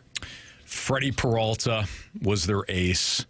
Man, they kind of mixed and matched. You had Adrian Hauser for a second. Tobias Myers was in there. So nothing super special. No, Aaron Savali they acquired. D.L. Hall at one point. Yeah. But nothing that is like, wow. Outside of Freddie Peralta, no. But their performance was wow. But the names were not wow. So do we think that just like you can have a season that's like a blip on the radar where things don't go well, do we think that the same can be said for the Brewers last year where things just sort of lined up perfectly for them? So I think that you're on the right path here, in my opinion. The Brewers allowed the second fewest runs in the National League last year behind the Braves. So they had the second best ERA, second lowest ERA in the National League behind only one team, the Atlanta Braves. If we're talking about the Cardinals doing that, then yeah, they can win the division. I think it starts with pitching. The Brewers, despite not having the names, Jamie, to your point, the Brewers had the second best pitching staff in the National League last season. Can the Cardinals be that? To me, not if Miles Mikolas and Steven Matz occupy 2 of those 5 spots. If it's Sonny Gray, Andre Palante, Eric Fetty, and then 2 young guys that surprise, then yeah, I think the Cardinals can certainly put together enough offense to win that division. If the pitching staff is what the Cardinals had last year, then no. The Cardinals were 8th in ERA last year in the National League. That's kind of where I'm at. The whole discussion starts with the pitching staff. And that's kind of where I was headed with it all, too, was just that if you don't have the pitching, because I looked at some of the offensive players, and the Brewers didn't really have, anybody that is a perennial all-star type guy offensively. I think the Cardinals are I think they're pretty even in almost all categories with the Brewers, except the rotation last year for the Brewers far exceeded what expectations were. So I just wonder that, do we think Sonny Gray is a better version of Peralta? No, but he has had unbelievable years. Yeah, he was in the Cy Young. He was a Cy Young candidate 2 years ago, so he's very good.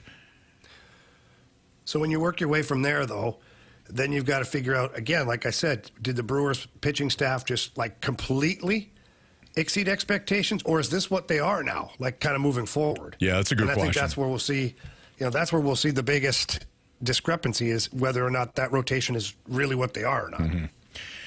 So the Brewers offensively, Christian Yelich when he was healthy, but I don't know what you're going to get out of him moving forward.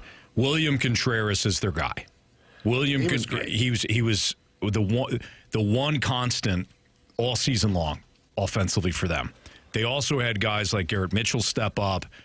Willie Adames, who's no longer there, he's a giant now, and Jackson Chourio. They had their young guys step up. Chourio had a big season. He had 117 WRC plus. Can you get that out of Mason Winnigan?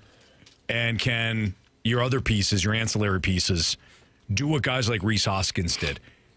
Could Nolan Gorman be what Rhys Hoskins was last year for the Brewers? He hit 26 home runs, and he had 100 WRC plus.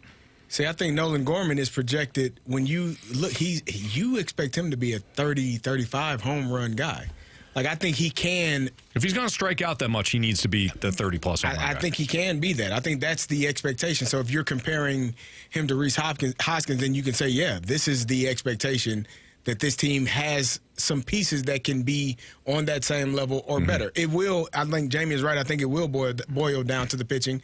What are you getting? You feel like you got 2 guys right now, Palante. Palante is another one that you would want to be adding. Is McGreevy going to get that opportunity? Graceffo? What is that going to look like? What are those last 3 starters of the 5 going to look like? Fetty and Sonny Gray.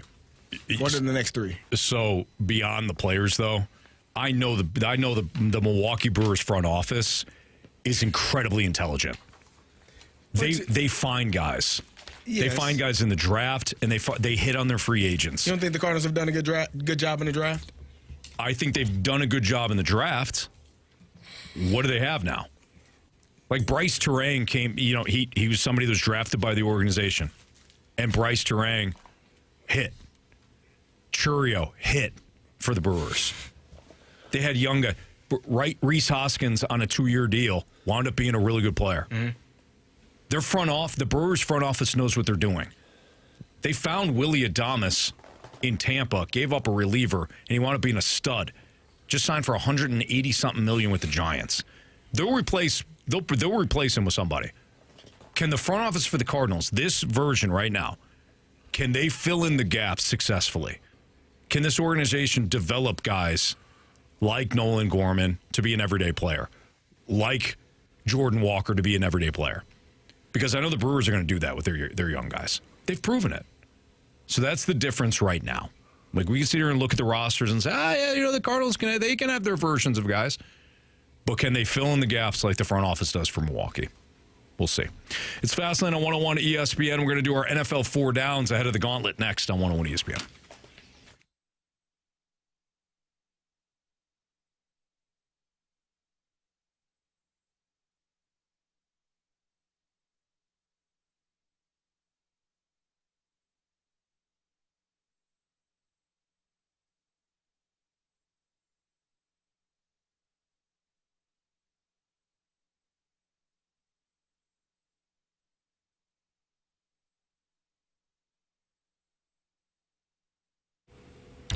If you're planning to sell and also buy a home in the near future, I know exactly what you're going through. Gloria Lou, with your home sold guaranteed realty, knows selling and buying your next home at the same time can be tricky, especially in the St. Louis area.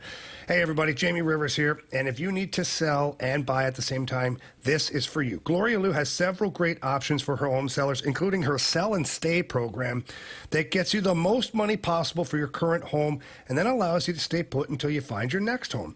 No more stress, no worries, or hassles. Gloria Lou makes selling your St. Louis area home easy, and she's been doing it for more than 21 years. Why risk working with an average realtor when you can work with the best? And the best is Gloria Lou with your home sold guaranteed realty. Please call Gloria today. Tell her Jamie Rivers sent you in. She loves hearing that. That number's 314-325-6888. Again, that's 314-325-6888. Or you can always visit GloriaHasTheBuyers.com.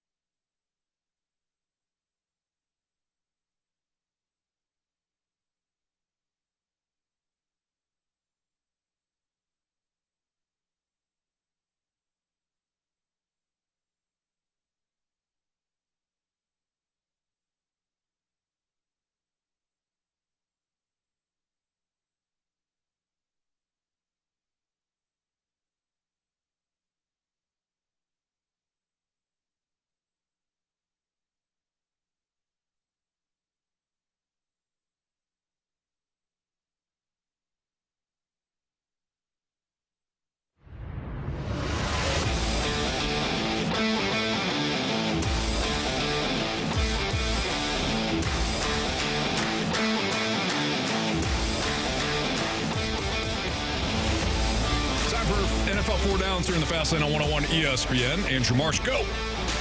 First down. All right, Anthony. Carey loves this team.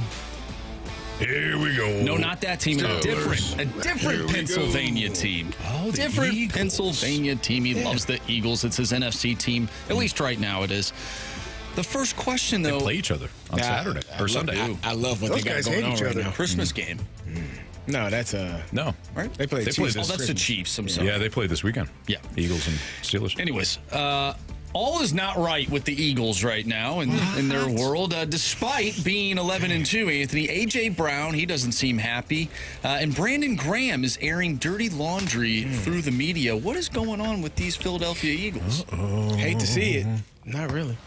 Not ahead of this one. Not right now. What do you think? So I think Brandon Graham probably spoke the truth. If you missed it, I'll just paraphrase. He was on a Philadelphia sports radio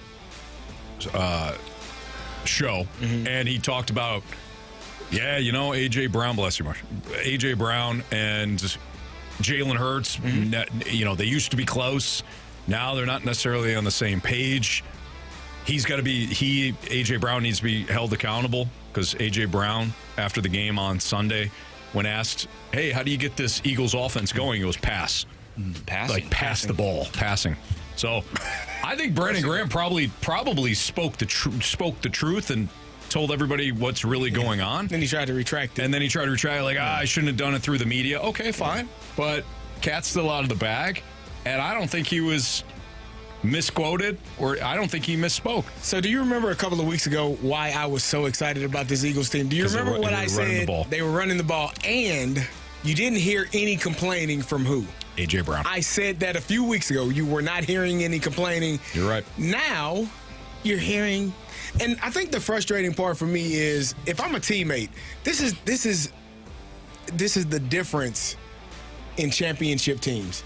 If we lose to the Panthers and I don't get what I need to get, I'm probably frustrated. I'm probably very frustrated and upset. We won. Mm-hmm. You had 4 catches. You had 43 yards. But we won, man. Nobody cares. It ain't about you. I get it. Like, I understand you want to be a bigger part of what the win and be a part of what we're doing. But it ain't about you specifically. Get out of your feelings. Nobody cares, bro. We are trying to win. And a good locker room, and I'm saying that because the guys that I was around this weekend, that won't happen. Mm-hmm. That conversation is had, hey, man, do you want to win a championship or not? Because we've been there and we lost. So is that important? Or is catching 10 passes and having 180 yards and we lose to the Panthers? What's more important to you, sir? Let me know now. Because if that's more important to you, then we really got a problem. Because now you're taking something away from all of us that we're trying to obtain. And now we got a problem. So for me, that's the bigger issue. If they lost and he wasn't getting it, then yeah. But you can be as mad as you want to be. Get your butt dressed, shower, get dressed, and go the hell home. Mm-hmm. And worry about it tomorrow. Call them. Call the coach. Call your receivers coach. Call the quarterback coach. Call the OC. But don't do that in front of everybody because you're pissed. That's childish. Yeah. And that's not called for. It's ridiculous. So, Carey, how do they fix this then? Because, it's not just out of the bag. It's, completely out into the open. The media are involved, and it's not the first time that A.J. Brown has said something stupid. It's not the first time he's alluded to there being problems between him and the quarterback. You got a team that's winning. You have a winning football team. That's the problem. problem. And you just won last. Yeah. But wait, you just won last game without even barely passing the ball to A.J. Brown. Do you just say screw it and go the next game without him? No. And just be like, hey, no. Well, but Carey is the headache worth it? Because if you're going to win a championship, everybody has to be on board. I'll quote what Mike Tomlin said after A.J. Brown was filming the locker room after the game. Antonio Brown. Who did I say? A.J. Brown? A.J. Brown. Antonio Brown. He said, we'll find him. We won't punish us. We're not going to sit him out. We'll punish him. We ain't going to punish us. I understand that. You need that guy. But at the end of the day. Nah. But at the end of the day, you might be punishing you guys by keeping him in there. Nah, because he's going to punish defenses when he gets the opportunity. So I'm not going to get emotional about that's when he what gets he the said. Opportunity. When he gets the opportunity, go catch the damn ball, man. If you throw it to you 6 times, catch all 6 of them. Figure it out. But for me, the Eagles had 108 passing yards, bro. You have 43 of them. Who are you? They passed it 21 times. 14 for 21. He had 7 incompletions. They are a running team, and they are winning football games. They're playing great defense. To me, it was uncalled for. And as a teammate, you should be able to have a conversation and say, hey, man, I get it. You're frustrated. Let's not do that. Second down.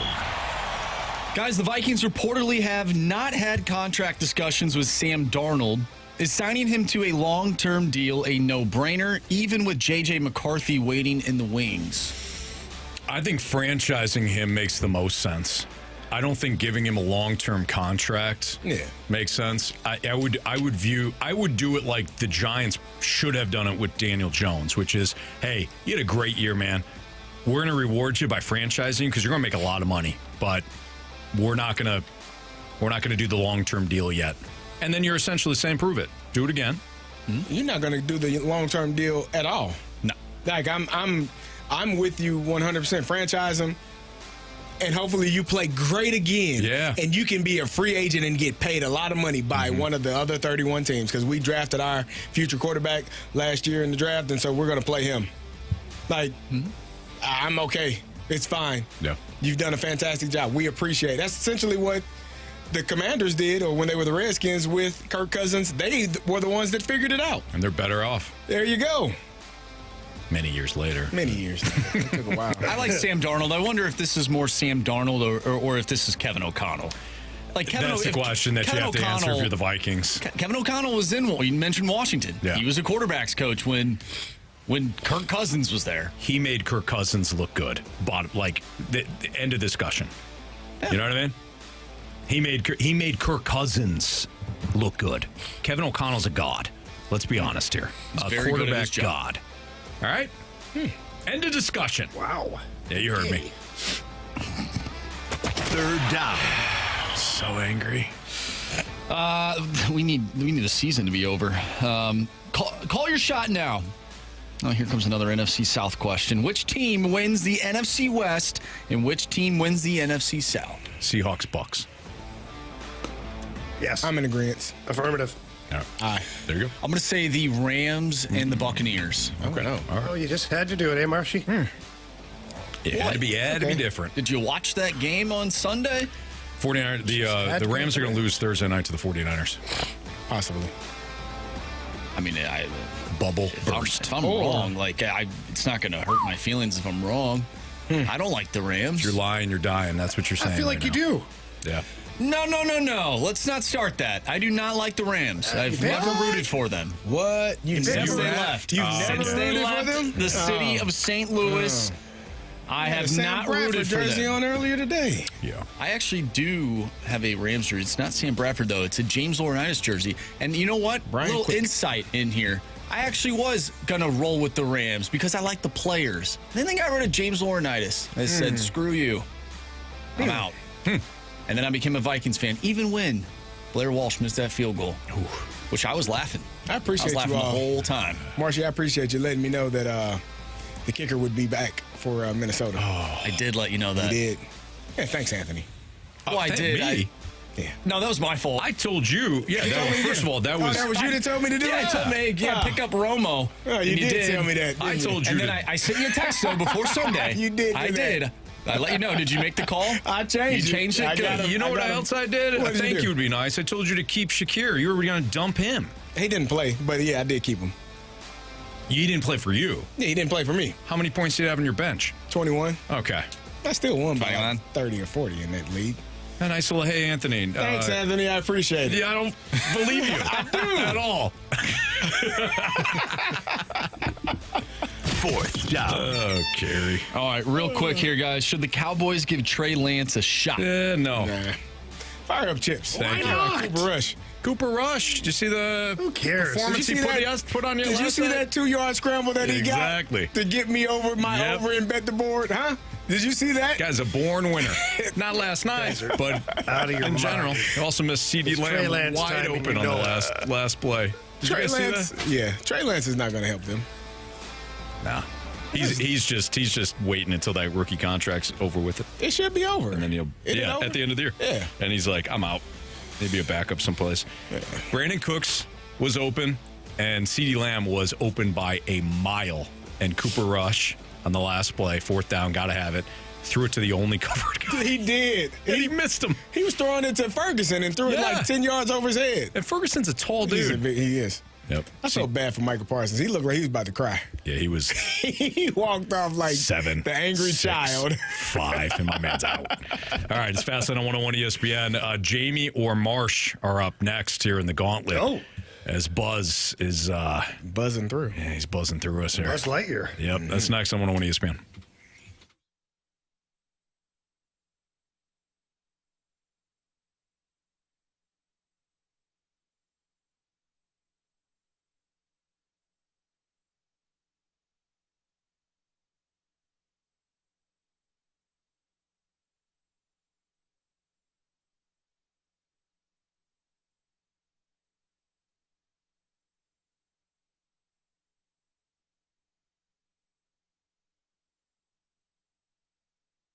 The holidays are here, and I have the perfect gift idea for you and your family. It is called Sound Story. And this is the time of year when people start thinking about what you can get for family members for the holidays. I mean, sometimes it's like you just don't know what you're going to get. And if your family's thinking about what would be the best for mom or dad or both, how about a Sound Story gift card? Would be something everyone absolutely loves. Sound Story is an hour-long interview with your mom, your dad, or a loved one in which they tell their life stories, making sure that you and your children, grandchildren, great-grandchildren all have these memories saved forever. And right now, Sound Story has a special holiday discount of 10% off the gift cards at mysoundstory.com, but you have to enter promo code ESPN. Again, that's promo code ESPN for 10% off the gift cards at mysoundstory.com. And now, new, by the way, for the 2024 holiday season, Sound Story is offering the option of a video interview to make sure that both the stories and the images are preserved forever. So please go to mysoundstory.com, enter promo code ESPN to get the special of 10% off the holiday gift card for Sound Story. That's promo code ESPN at mysoundstory. For you, for them, forever.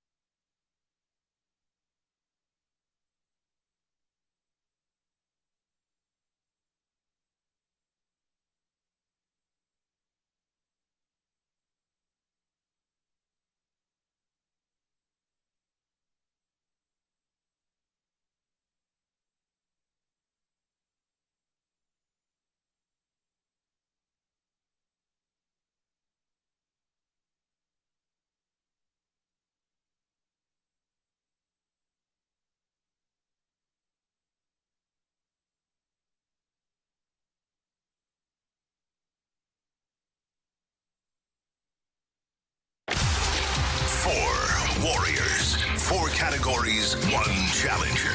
Can you survive the Gauntlet? Brought to you by Blue Note Roofing.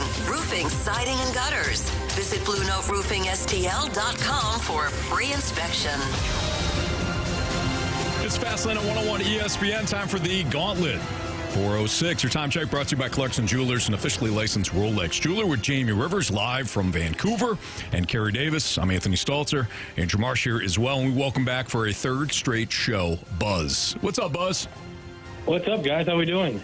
Well, you're rolling right now, so we're feeling a little apprehensive, Buzz. Little apprehensive. Yeah, I've gotten lucky. 2 walk-offs, so. No, listen, no luck involved. You're just good, bottom line. Buzz was on TMA today. Was he? Yeah. What? Right. Mm-hmm. So, Buzz, you've had a big day here on 101 ESPN. Yeah, I'm hitting all the shows, Yeah. So I hit on Doug Vaughn on TMA. So. Did you? Good, good. Was he kind to you? I'm sure he appreciates Was that. he a jerk? Yeah, he acts like he doesn't like it, but he does. That makes sense. Yeah, that sounds like our Doug Vaughn. Yeah. 314 said Buzz called in to TMA this morning talking trash. Oh, no. Is that true, Buzz? No, just let him know that I'm on the Gauntlet, and that their listeners are now kind of taking over kind of like termites have taken over the whole station. So that makes sense. Yeah. I think that's an apt description. Yeah. All right, Buzz. Let's get this thing going here. Do you want Jamie Rivers or Andrew Marsh in round 3? Jamie's been on the road a while. He doesn't have his fireplace, so he's kind of out of sorts. But I'll let him sit this one out. I'll do Marsh. Oh, okay. Okay, Andrew Marsh is up next. All right, so go ahead and tell Andrew Marsh to spin that wheel. Well, hold on. Where's the questions at? Oh, okay. Hang on. We don't have the launch codes. They were hiding from me. They were hiding from me. So Marsh is going to give those to Carey. And now you can go ahead and tell Marsh to spin the wheel. Spin that wheel, Marsh. All right, Marsh. You know what to do. Get the heck out of here. And Jamie, we will text you the questions once we know the category. All right. Which, Carey, you can see. I cannot. I can see, and it is, it's the best sport ever made. Football. Oh, hockey. All right. Football, Jamie. All right. Jamie? I'm going to text him. Yeah. You got him? Okay. All right. So, Buzz, you already know this, but for the listeners that don't, you're going to get 4 football-related questions.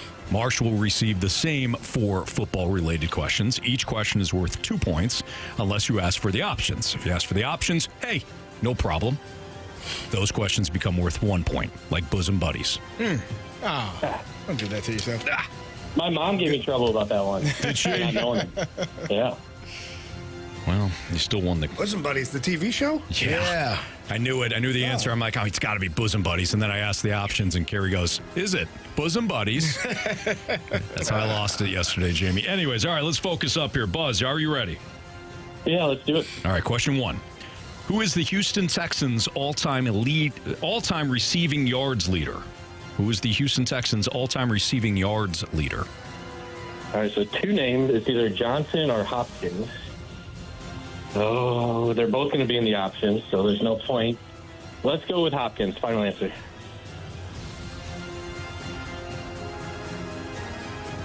Question number 2. Me?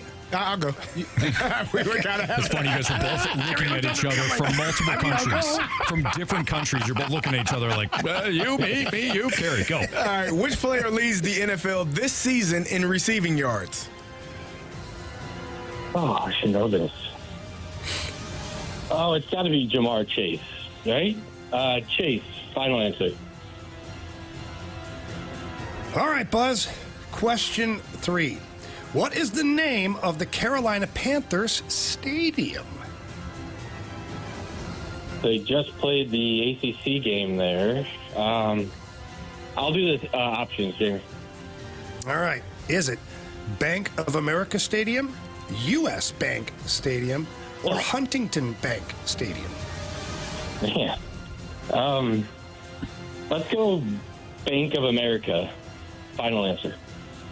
Okay. All right, final question here, Buzz. Through week 13 in the NFL, which team has allowed the most points? Through week 13 in the NFL, so that's not including last weekend's games. Which team has allowed the most points? I think it's got to be the Bengals. Have to be up there. I'll do Bengals. Final answer. All right. I tried to hold it in. I know the feeling. All right, so Carey, can you motion Marsh back in here from the cone of silence? Buzz, how you feeling? I don't know. Didn't do the options. Hopefully a couple hit. We'll see. Okay. Marsh is making his way back in here. He's got his hat on. St. Louis Cardinals all-black cap. The alternative black cap. The St. Louis Cardinals. Marsh, how was the cone of silence? Oh, it was great. I was hanging out with Jackson Pittles Burkett. In the cone of silence. We were just chit-chatting about some stuff. Probably about Buzz. Yeah, actually we were. Oh, boy. Nice. Yeah. Oh, cool. All right. Marsh, your category today is football. Okay. Carey? Pack a lunch. Question 1. Who is the Houston Texans' all-time receiving yards leader? All-time receiving yards leader. I'm going to go with Andre Johnson. Final answer. Question number 2. Which player leads the NFL this season in receiving yards? In receiving yards, that would be Jamar Chase. Final answer. I believe he has like 1,300. We didn't ask for that, but thank you. Question 3. What is the name of the Carolina Panthers stadium? Oh, jeez. It used to be Bank of America. I think they changed it, though. Let's use the options. I think I can get it from the options. All right, is it Bank of America Stadium? Oh, come on. U.S. Bank Stadium or Huntington Bank Field? I'm going to go with Bank of America. Final answer. Final question, Marsh. Through 13 weeks in the NFL, so through week 13 in the NFL, which team has allowed the most points? The most points.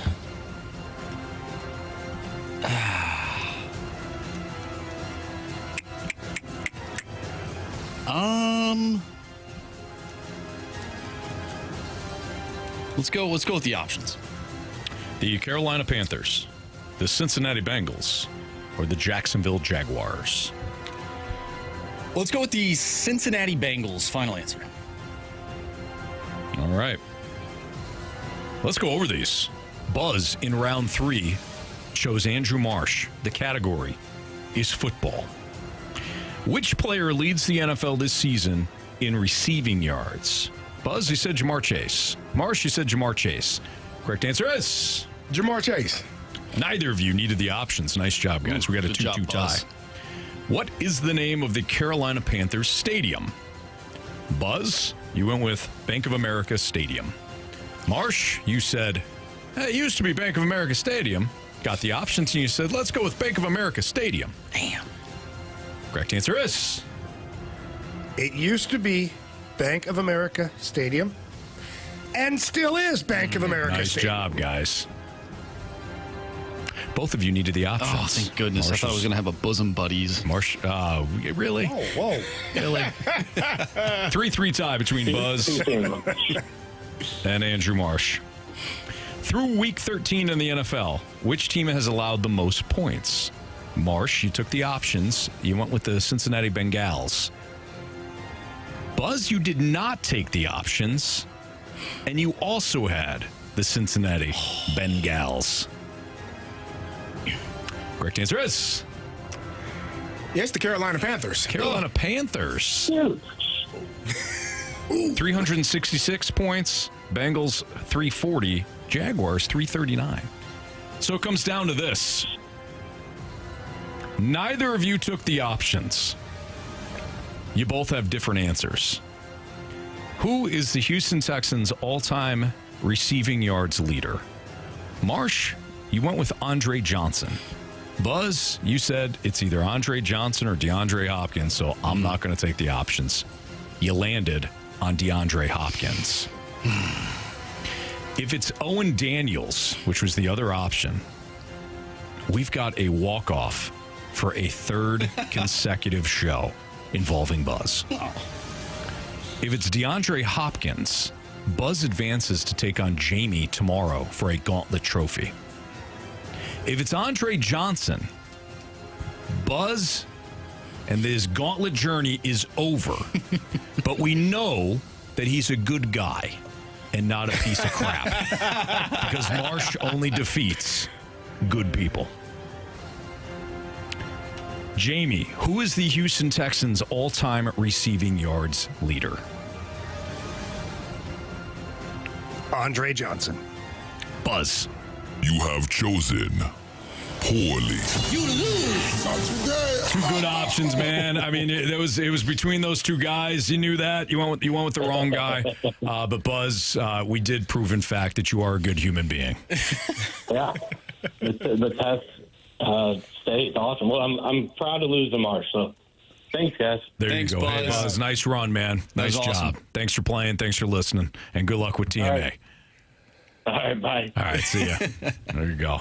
Buzz, nice run. But Marsh, nice job, man. Thanks. I thought I was about to have a bosom buddies moment. Okay, you already said it once. Yeah, I don't know I have to keep going back guys, to that. I have to find out about this bosom buddies. Like, I know I'm on the outside looking in, but I can't be completely outside, like next door looking in. Yeah, so question one yesterday in the Gauntlet, it was random. So I got random. Buzz chose me. Yeah. The question was, what show did Tom Hanks start? What sitcom? Tom Hanks? Did he start on? And I said, it's got to be Bosom Buddies. But then I did not trust my gut. You staltered. I staltered it in a different way. And I said, why don't I give me the options? So, Carey. What'd you go with? I went with Bosom Buddies. I lost by, I had a tiebreaker. So I went to the walk-off. Had I just said Bosom Buddies, final answer, I would have won. So that's Anthony, we're going to need you to show a little more confidence in yourself. Yeah. Okay? Yeah. He shows a lot of confidence in the tiebreaker. Oh, I bet he did. What was the tiebreaker question? E2, Brute. When did Captain James Cook discover the Great Barrier Reef? What year? What would you say, Cook? Jim? Yeah. What year would you say? I don't even know. Thank you. James Cook. The running back for the Buffalo Bills. What year do you that think? guy too. What year do you think he discovered the Great Barrier Reef? Like 1852? You'd have been closer. You've been closer than me. I said 1907.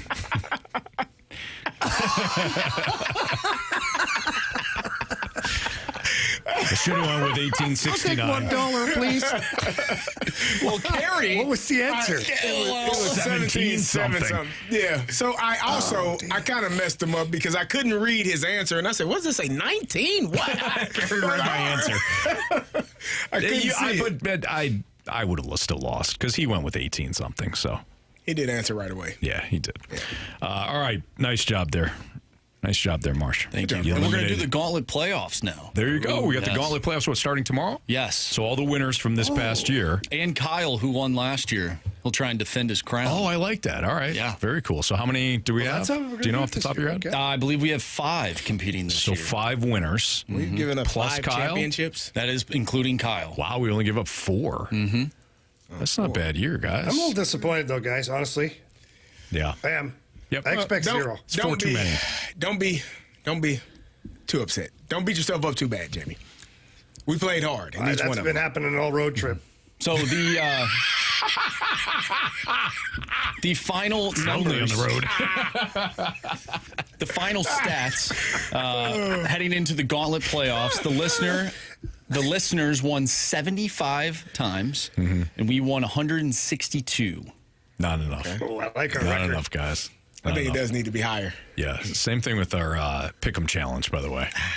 How's that going? I still don't know how this is happening, by the way. Yeah, 8-6 now. 8-6. And Marsh faces the gun today for 6 times.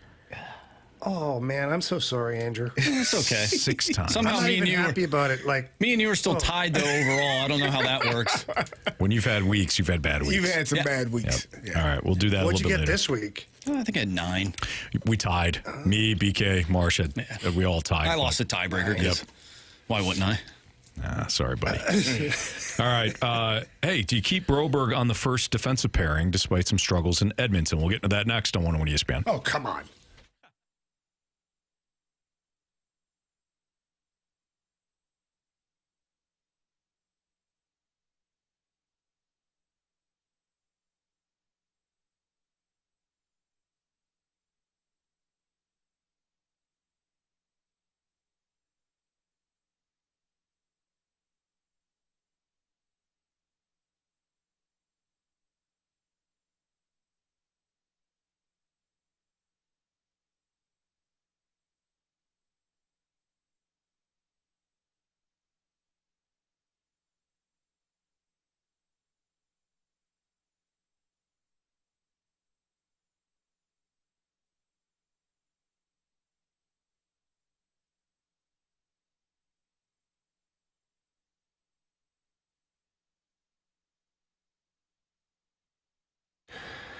Elevate your performance with Pure Performance, your one-stop shop for all aftermarket modifications. They are known for their outstanding accessories and their top quality work and customer service as well.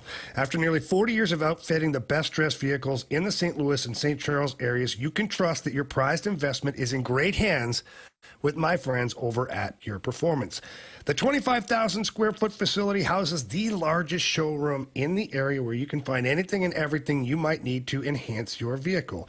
Do me a favor. When you walk in to the showroom located right off of Highway 70 in St. Peters, make sure you ask for Shelby or Caleb. Tell them Jamie Rivers sent you in. They love hearing that, and then they're going to go through everything that you have there, whatever you need. If it's a leveling kit, a lift kit for a Jeep, an SUV, your trucks, any make, model, don't let the road stop your adventure. By the way, leveling kits fit any budget, starting at $399. So there are plenty of accessories that will fit your budget. And whatever your budget is, Pure Performance is going to make sure that they get you the most for that money. And you're absolutely going to love your vehicle when they're finished. So please stop by and see everything in person, or if not, visit them online at pureperformance.com. That's pure, P-U-R, performance.com.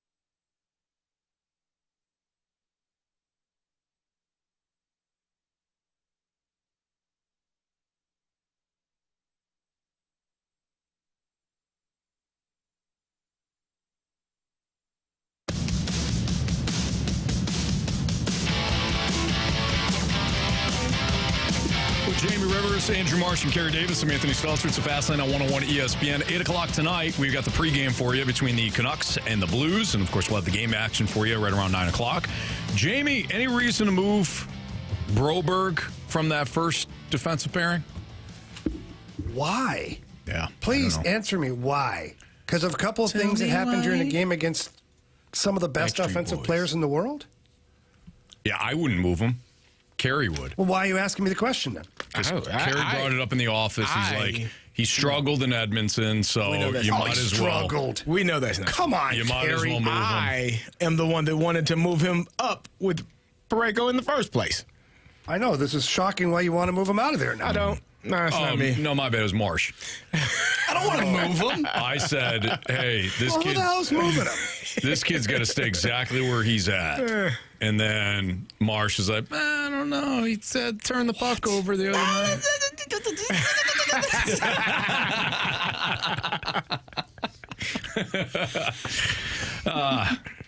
All right, well, so all is good. There, that's answered. Yeah. All right, what's the next segment? Coming up next. Let's look back at the other night just for a second. Ask a question, answered. All right, next segment. I mean, if we're isolating his play the other night, he did pretty good. What? I think. If we're isolating his play? If we're isolating his play, Anthony. Okay. He had an okay game. It wasn't fantastic, but the team itself wasn't fantastic for a period and a half. And then, boy, did he get served up the old crap sandwich when he comes around behind the net, tries to go backhand up the wall, hits Colton Parayko, and it not only does it bounce to the middle of the ice, it bounces into the middle of the ice perfectly flat for the greatest player in the world. Now that is a crap sandwich. And meanwhile, the crowd is doing nothing but chant, Broberg.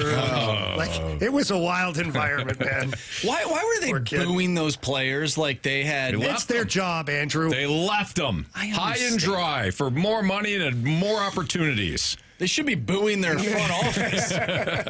Well, you got to find a villain. Actually, what's funny is I got into that with a bunch of their media members and some of the other people because they're like, well, they're probably going to get booed. And I go, why would they boo the players? The players didn't do anything wrong. I mean, did they leave? Yeah, but they had every right to do it. It's the team that let them walk. All they do is match. So the fans should be pissed off at the front office for just letting this happen. And they go, well, yeah, but, it's Edmonton. They're still going to boo them. All right. And fair enough. And they did. And you know what? Oh, well. Fair enough. Yep. They didn't have a chance to stay. It's not like they could say, oh, no, I don't want to be traded. I can't.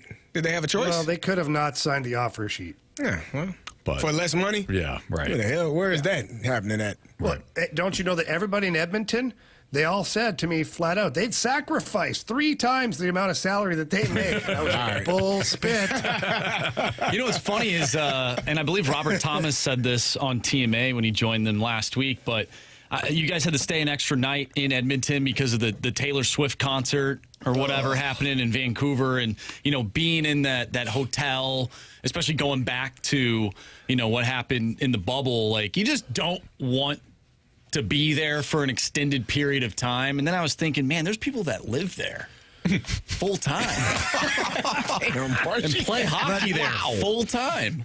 But it's different because the way the hotel is set up, I call it the hamster tubes.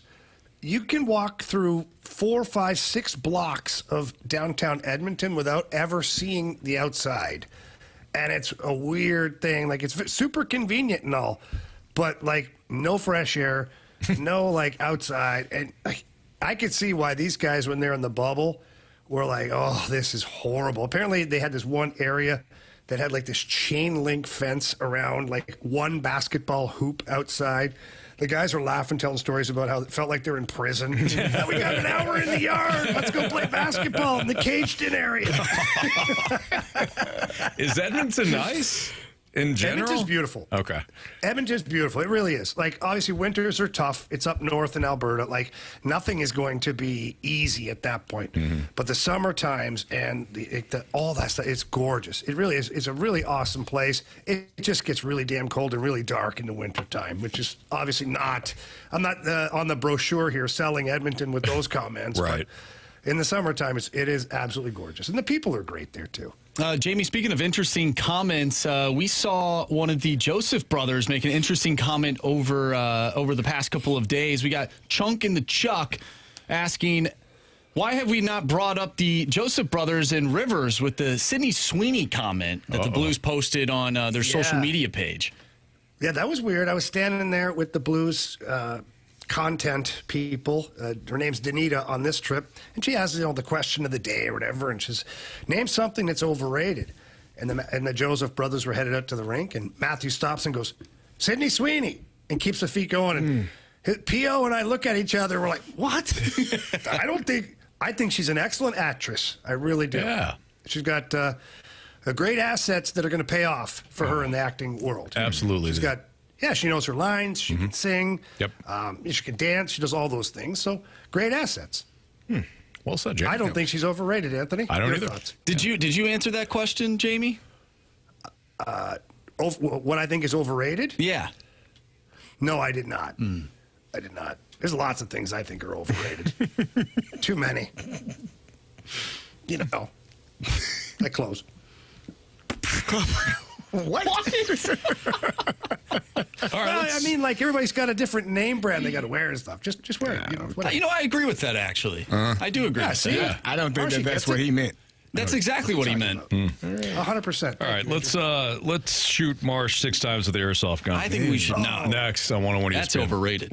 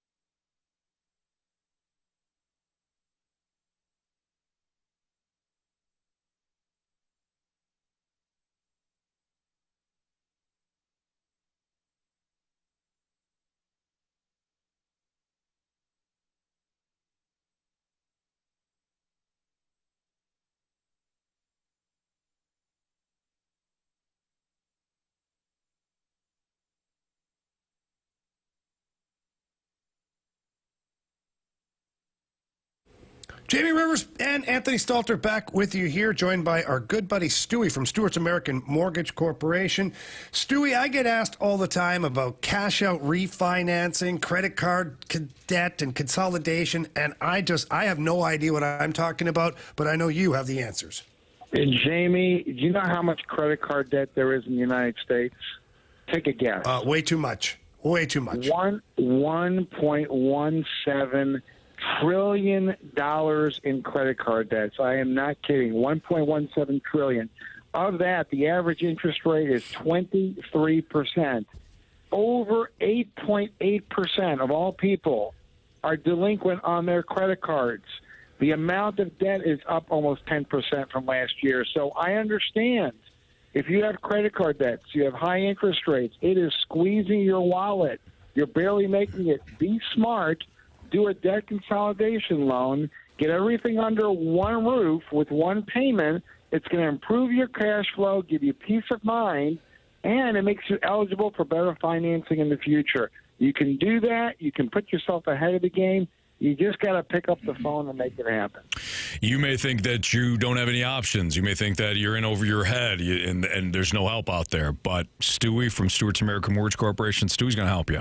You got to pick up the phone call. Yeah, or you got to pick up the phone. You got to dial. You got to make sure that you get him on the line and just tell him what your situation is, because he does have options for you when it comes to consolidating that debt, getting out of it, and getting your life back. So give Stewie a call, 314-324-4440. Again, 314-324-4440. You can also Google the bagel loan to get that number right there from his website. But the bottom line is, get out of debt, give Stewie a call. Stewie, keep up the great work. Have a good night, guys. NMLS number 226715.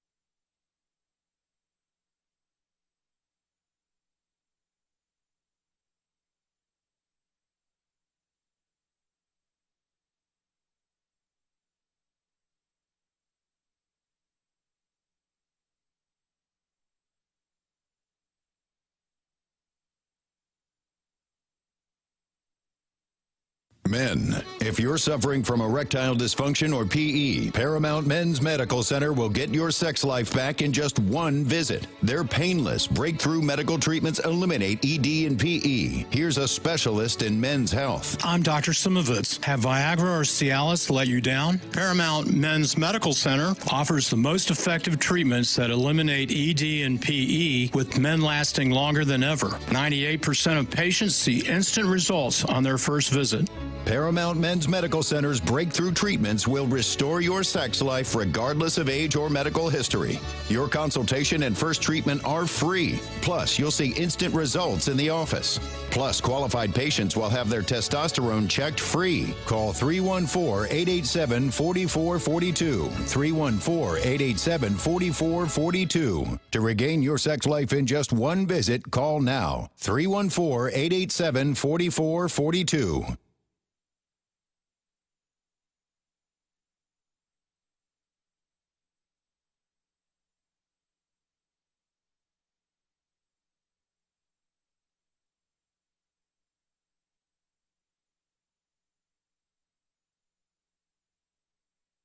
This is Jordan Bennington, and it's game day on your home of the Blues 101 ESPN. Blues Game Day.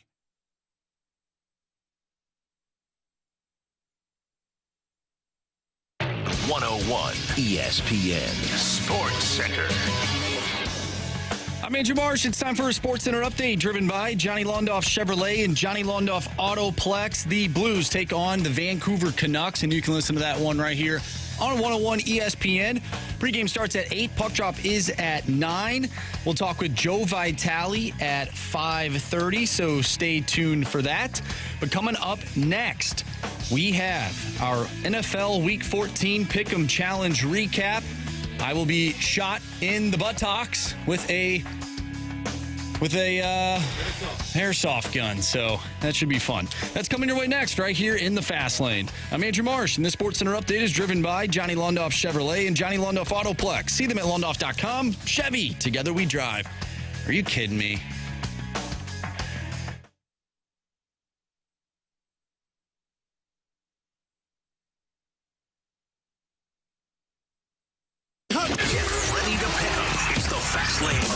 Pick'em Challenge on 101 ESPN. Refreshed by Bud Light. Well, you sure know how to pick 'em.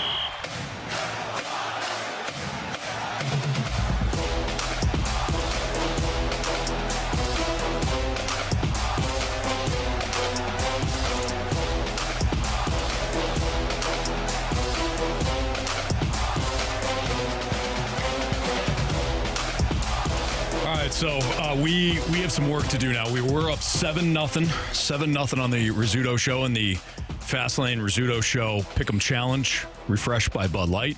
It is now 8-6. 8-6. Saw Moon in the parking lot, Carey and I did, and he's laughing at us. He's talking crap. Talking a whole bunch of smack. Like, just keep up the great work, guys. Ha, ha, ha. And then sped off. Like, strumming a guitar. Yeah. On the way out. Is that what that was in his hand? Yeah, it was a guitar. Yeah. Apparently, he's always got to have one. So, we got some work to do. Marsh? Yeah. Let's just go ahead and get this done, okay? Okay. So, Andrew Marsh unfortunately lost the tiebreaker for the Monday Night Football game. It was me, BK, and Marsh up for some shots. BK and I finished with the same exact tiebreaker. Marsh finished well behind us. So he is facing 6 shots now. Well behind you. It was felt like it. It was about 6 points, which makes sense because I'm getting shot 6 times. 6 times today. 6 times. Marsh has lost 6 weeks, so he will be shot with airsoft 6 times. Marsh, you ready? Nope. Okay. Carey? Yeah. Do you want me to handle this? I don't know, Marsh. Who would you prefer? I don't care. Okay. It doesn't matter. I'll do it. Anthony will do it. You guys want to split it up? You know what? It's fine by me. You want to go 3? I'll go 3? No, because his team... How about this? How about we'll see how you do. If you're shooting me in good spots, you can continue. Okay. If you don't, if you hit me in the lower back, then we're going to have to switch it up where you get the righty in. Call the bullpen. All right, here we go. All right, I'll go over there. Get out of you guys' way. Get some lights on here. Yeah, you don't want Jamie, you may need to be talking. We can't have dead air here. So... Oh, I can't hear Jamie. Yeah, no problem. No problem. As long as you guys adjust yourselves over there. Anthony, we don't want to be too close. Poor Andrew's, hold on. Let me move my microphone. Yep. People want to see this. 6 times for Marshy. Yeah. Let me see where I'm going. Oh, yeah, we're good. You good?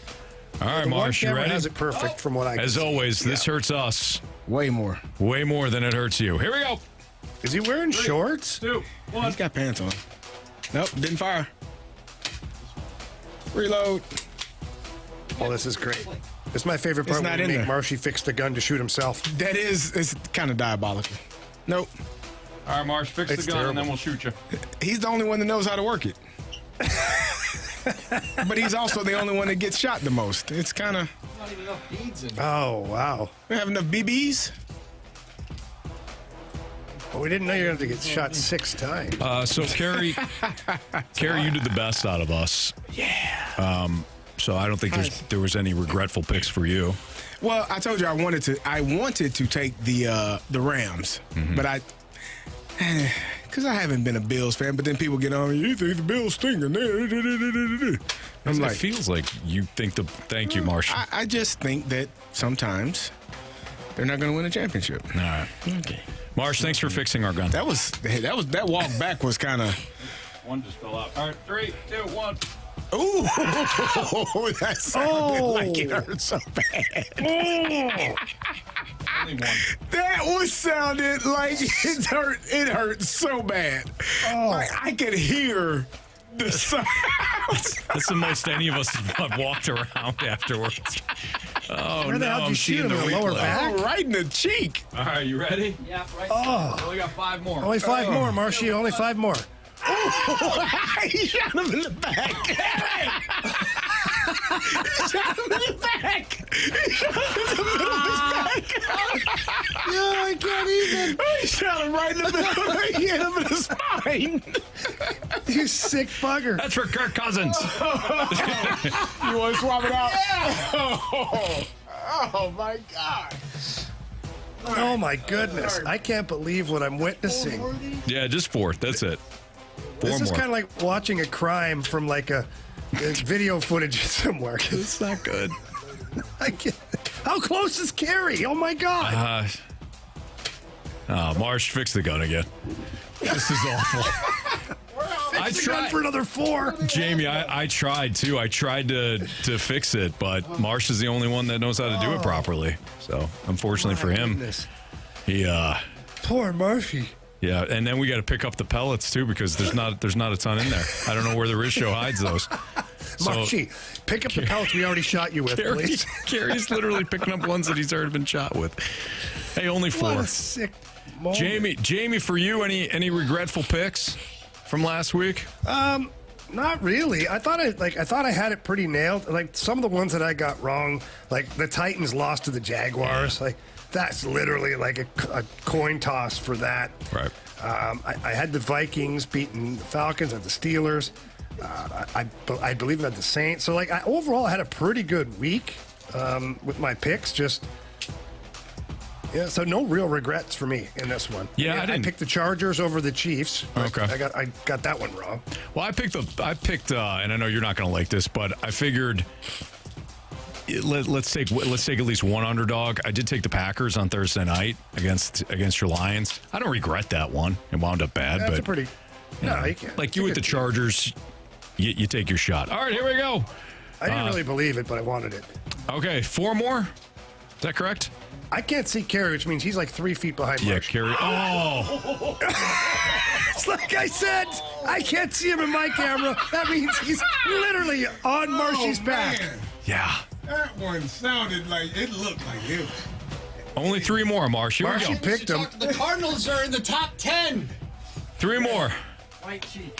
Right cheek. All right, come on, Marshy. Right cheek it is. Yep. Bend over. Yeah, the 2025 draft order's out. The Cardinals have not been on the board yet. Oh, Marsh even flinched on that one. He did. Nope. We're going to make him reload this thing again. Yeah, probably. Yep. Oh, my Marsh. This is terrible. Yeah, so the remaining teams in the 2025 draft lottery: Rockies, Angels, Nationals, Pirates, Cardinals, and Mariners. So we're watching that right now on MLB Network. So no Cardinals selected yet, Jamie. That's a good thing about being, not great. Maybe you get in the top 5. Marsh, would it be better if the Cardinals got a top 5 draft pick? Sure. Would all this work be worth it? No. Okay. What are you at? You're at 3 now? 3 more to go. Okay. Got 2 more here. This is just terrible overall. This is bad. Great radio. Yeah, it is. When he's getting shot. Not when Jamie and I are vamping. Well, we could, and it's up. Well, is the gun ready again here? There we go. All right. Carey, go ahead. Let's go. Nope. Yeah. All right. Well. All right. Anthony, have Marshy go back to his office. Yep. And let's go to a commercial. I agree. Try to fix this thing. Yeah. We did it, guys. Yeah. All right. So Marsh is still going to get shot 3 times, but this gun might need to be reloaded. This airsoft gun. So Marsh, why don't we break? Okay. We'll get this figured out with the old gun here. Yeah, we'll do it next week. Jamie will give us his keys to the game for tonight. I think. And we'll light the lamp, right? I think we should, it's not my fault that the gun doesn't work. It is not just. Walrus King did suggest spanking instead of this. Just have Carey smack him in the bum as hard as he can. Okay. Like that power slap game. Yeah, we'll consider it. All right. I'll fix the gun. Jamie's keys to the game and light the lamp next on 101 ESPN.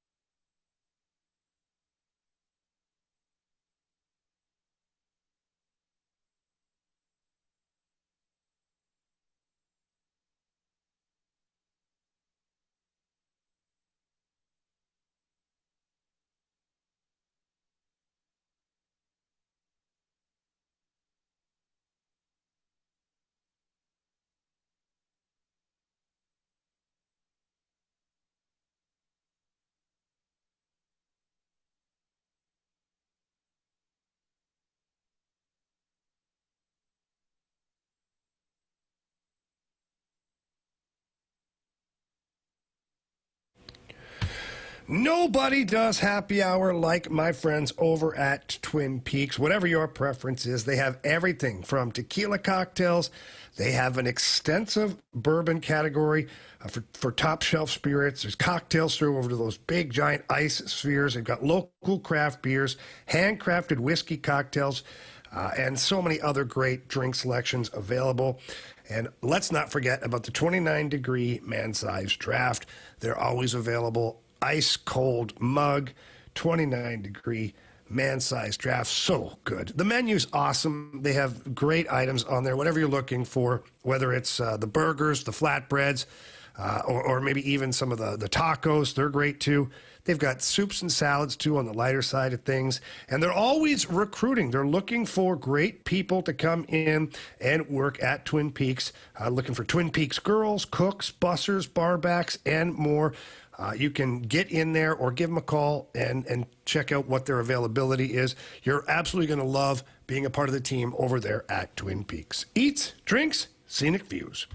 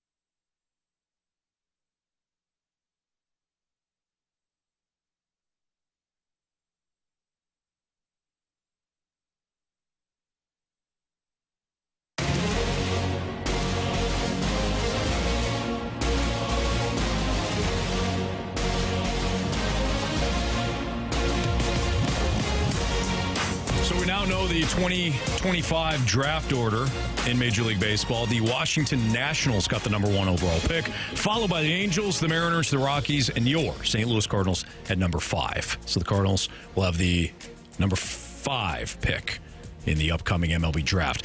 We also found the pellets for the airsoft gun. So, Marsh, here we go. Real quick. Come on. All right. Let's finish this off. All right. Come on, Andrew. And then while we're doing this, Jamie, give us some keys to victory, my man, tonight for the Blues. Oh, yeah. While we're watching and listening to Marshy get his punishment for the Pixel Challenge. Oh, okay. There's another one. Okay, there it is. Yep. There's 4. Play with intensity tonight. You got to make sure that you're matching the intensity of the opponent. You didn't do so the other night with the Oilers until halfway through the game. You got to do a better job. Oh, my gosh. Of matching. Carey, put your mic down. People got to see this. Oh, my. Marshy's basically on his knees. One more. I can't even do that. I can't focus on the keys of the game with him. Okay, just one more. Hold on, Jamie. All right. Go ahead, Marshy. Quickly, Carey. Just shoot him. Just get over it. He came that looks so awful. Carey has to be 2.5 feet from him. Yeah, Marsh, by the way, you didn't like my shooting, but I was back further. Carey's like on top of you. No, not even close, Not Carey. even close. I could see Anthony. I'm surprised. I couldn't see you. I'm surprised Marsh didn't smell your lunch. My goodness. Man. Wow. I thought it feels like I put icy hot all over my butt. It burns. You did that again? Oh, man. All right. Go ahead, Jamie. Sure, yeah. Pucks and bodies to the net for sure.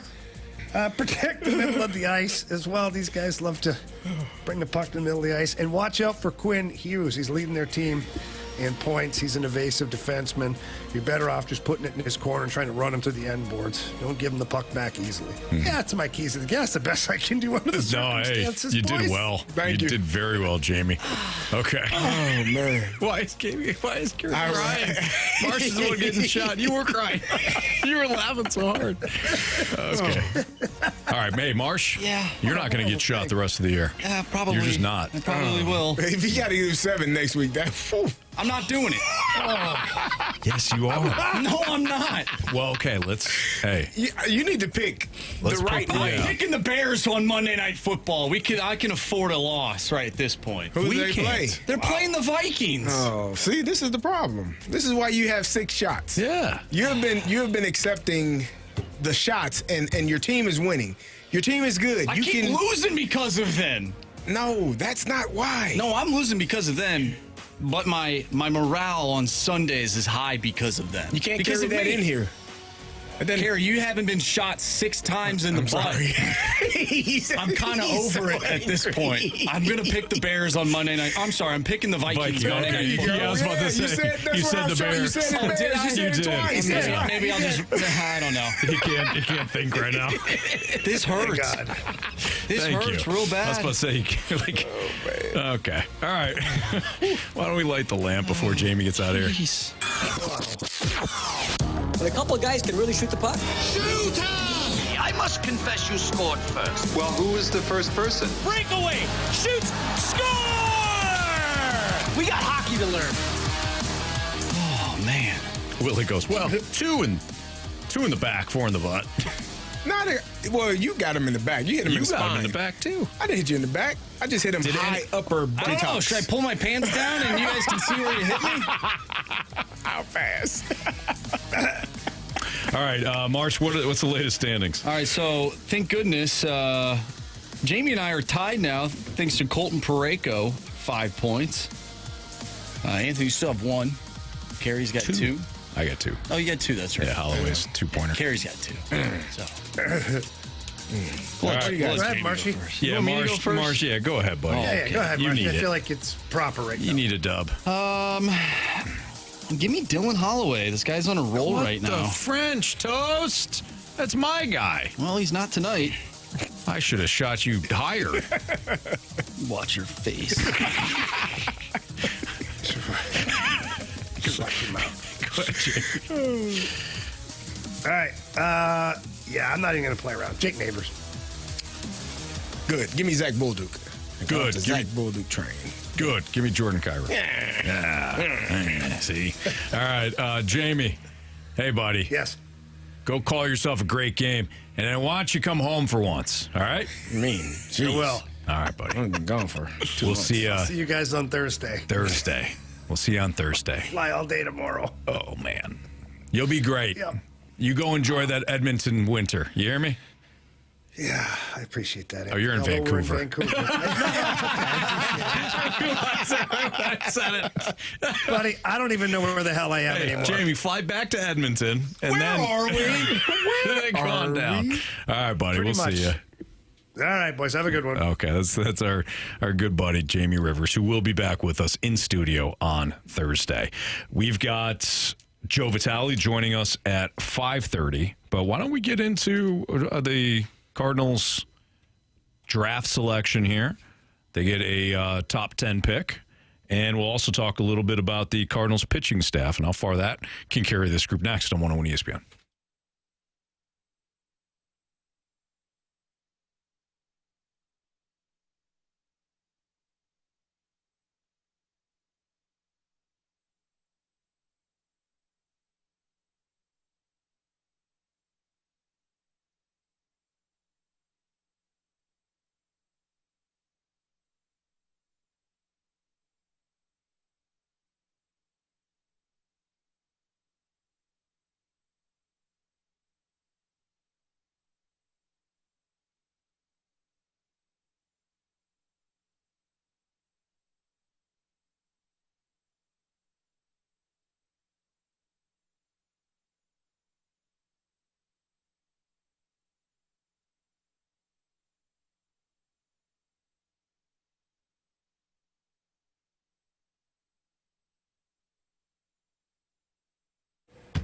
It's holiday season. If you are looking for a vehicle for yourself or a loved one, a great gift idea, please head over to Johnny Londoff Chevrolet. Their entire pre-owned inventory of cars, trucks, and SUVs, they are priced to sell with financing for everyone. No matter what your credit situation is, Johnny Londoff Chevrolet, they're going to do their best to make sure they take great care of you.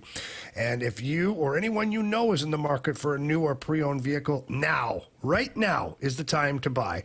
Why would you wait any longer? Don't wait any longer. The inventory is there. They've got Chevy Trax arriving daily. The Chevy Trax combines head-turning looks with impressive capability at an extremely affordable price tag. I know this because my son bought a Chevy Trax. They're an amazing vehicle, great price, great gas mileage, all that stuff. And you find them over at Londoff Chevrolet. And there's 2 locations now. The original location in Florissant, Missouri, and the brand new Londoff Autoplex located out in St. Peters, right off of Highway 70. Both locations have great brand new and pre-owned inventory, state-of-the-art service station for both places, and just the staff is fantastic as well. So please stop by. Tell them Jamie Rivers sent you in. They love hearing that. But if not, at least visit the website. Visit Londoff.com or LondoffAutoplex.com. Are you kidding me? Johnny Londoff Chevrolet.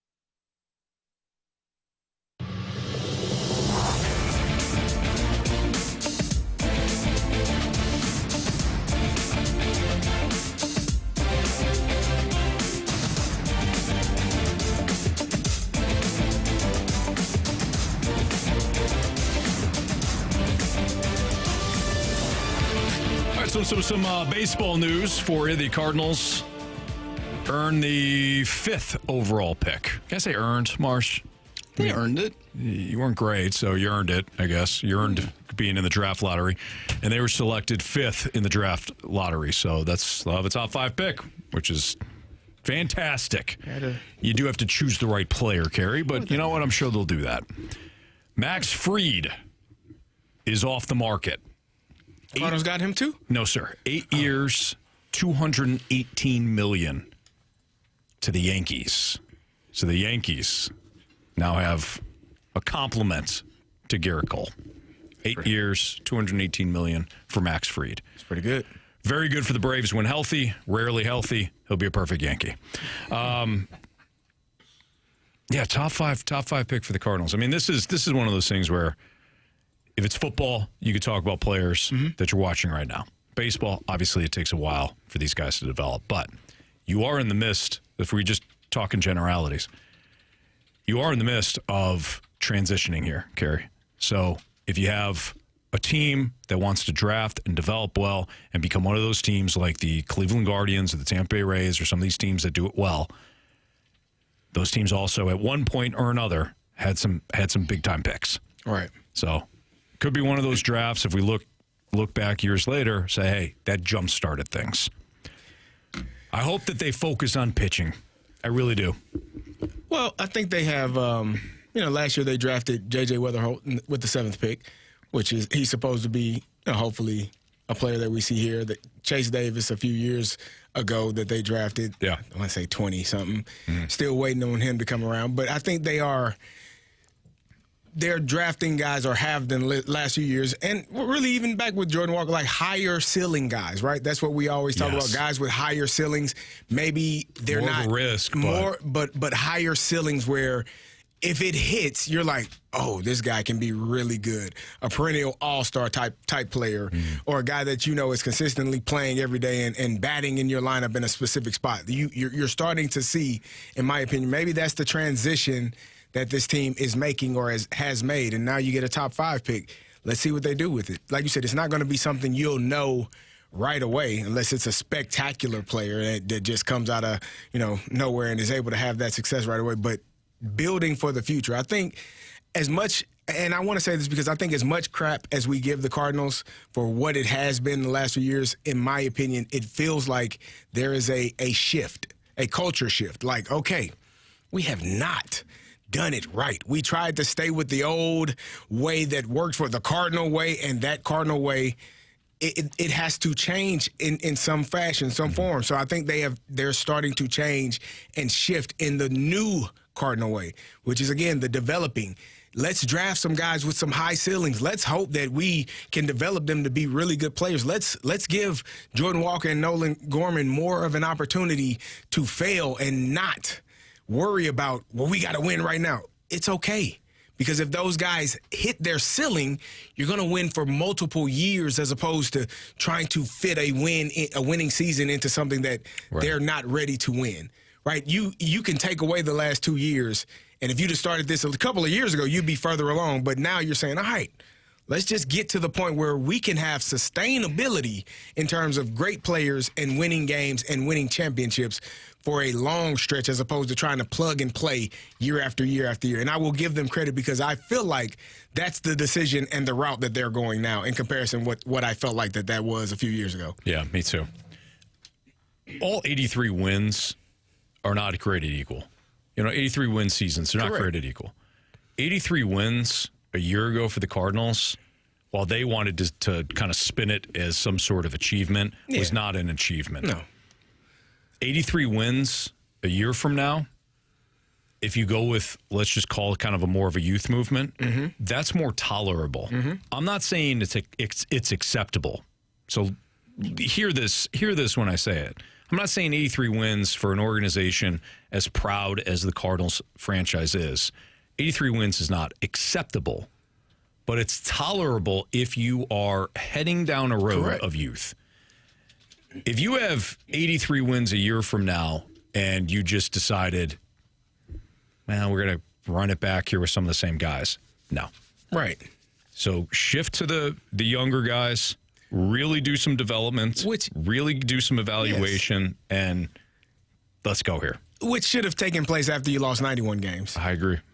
Like you'd be a year further along. It should have taken this conversation that we're having this year, minus like with Paul Goldschmidt gone, and now you're talking about Nolan Arenado, minus Ryan Helsley being gone because he hadn't had the year that he had yet. Yeah. Like this conversation should have happened a year ago. This transition should have been happening after the 23 season. Yeah, it should have. You waited an extra year. You tried to plug and play with Kyle Gibson and Lance Lynn, and you tried to feel we're going to bring back Matt Carpenter. That's the old way.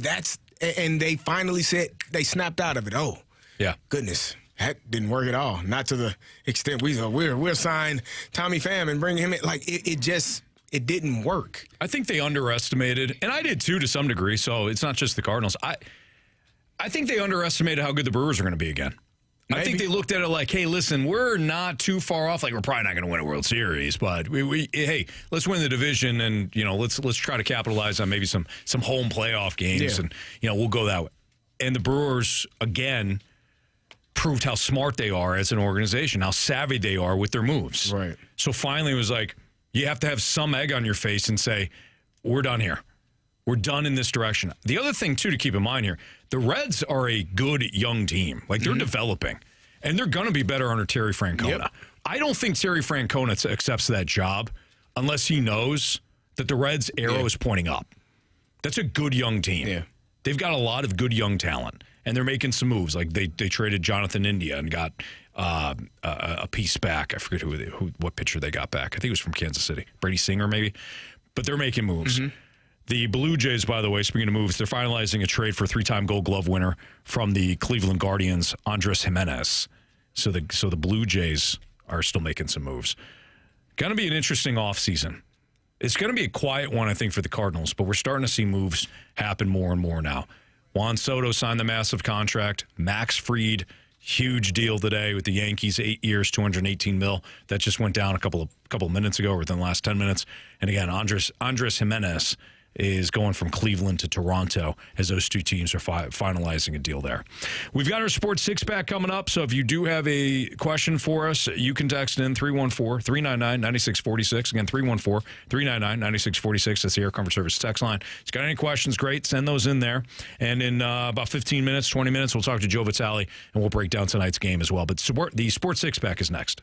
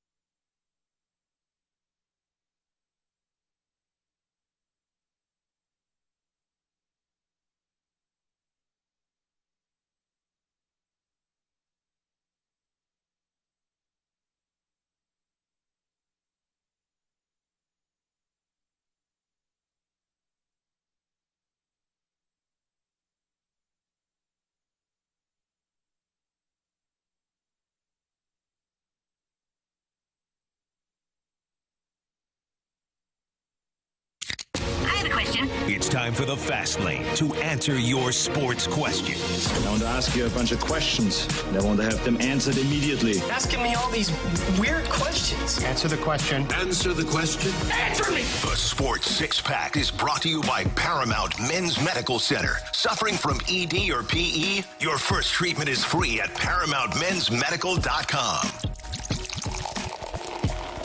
With Carey Davis, I'm Anthony Stalter, Andrew Marsh with your Sports Six-Pack topics via the Air Comfort Service text line at 314-399-9646. Question number 1. All right, let's start off with the 314. Where do you see Nolan Gorman and Jordan Walker playing, and where in the lineup are they batting? I think Nolan Gorman, if they trade Nolan Arenado, will be the third baseman for the Cardinals. Okay. So assuming they trade Arenado this offseason, Nolan Gorman will be at third base. I wouldn't have Jordan Walker anywhere near my outfield. I think he's a DH, but the Cardinals disagree, and I think the Cardinals will have him in right field. He's too athletic to not play in the outfield. Well, It may not be. He needs to be a baseball player at some point, though. But he's extremely athletic. It's when you are an athlete, it's a learning curve, but you can figure it out faster than other people who are not as athletic. He's more athletic than Alec Burleson, so his learning curve is shorter than Alec Burleson. At some point, he's going to surpass Alec Burleson in terms of being a really good outfielder. So if those are your two options, you usually go with the better athlete. Just my opinion. Every time he makes an error next year, I will blame the Cardinals. No, blame first, me. Blame me. And I'll blame you, Carey, second. Okay. And then Ollie? Because you manifested this. Okay. Where's the Ollie blame machine? Do we still have that? Well, he's always won. Oh, okay. So is he everything Cardinals slash it's kind of like an all-time QB thing. Yeah. Like, he's just all-time blame. Gotcha. You know? Anything related to the Cardinals. Because Mo's not going to be here a year from now. Yeah. Where are they batting in the lineup? Gorman at 8. Jordan Walker at 7. Do you think being all-time quarterback as a child was a little selfish? No, that's usually the guy that can throw it. Yeah. So you let him, and he may not have been as, because if he's really athletic, you let him, you put him at receiver. Mm-hmm. You let that guy go get after it. But normally it's the guy that is got the good arm, maybe not as athletic, not as good in space. Doesn't like to lose. Yeah, he can't lose. He I can. didn't think about that. He can win and lose. Yeah. But he can't. He's going to win. And he's going to lose. Mm-hmm. It's true. You make a very valid point. He's going to play for the losing team. I don't think about the losing team. I just like, hell, I won. You also lost. No, I didn't. Won. I was out there when we won. Lost.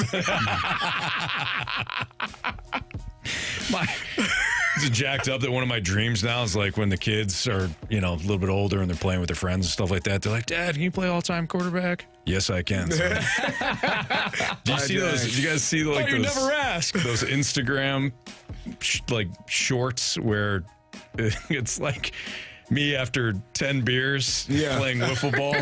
It's like, Madison Bumgarner's highlights. That's going to be me, boys. I want to put together this lineup with the roster that they have. Okay. You can. I'll do it over here by myself. Okay. I'll just be over here, guys, doing my lineup. Let me know when you need. It's a crossword puzzle. Guys, you guys have fun. I'm looking for six I'll be over going here. down. I'll be over here with my crossword. I'm good, guys. Yeah, don't worry about We are looking for a lefty who can hit the ball far but also strikes out. Got him. Got it. Got it? Letter Okay. word. Yep. Across. Who's batting cleanup for this team? Oh, boy. If Brendan Nolan Donovan, Arenado, I don't like it. if Ollie has anything to say about it. Nah. Okay. Yep. All right, Carey, we'll let you do that. I'll lineup. figure that out. Yeah. Question number 2. That's where I got stuck at. 4 in, huh? Stuck at the cleanup hitter. You don't have one, so you can put anybody in there? Got about 5 left. From the 314, do you think ownership underestimated the fans' rejection of their aging product, just assuming they'd hit that $3 million attendance mark regardless of what they put out? Pretty much. 100%. Spot on. Couldn't agree more. Yes.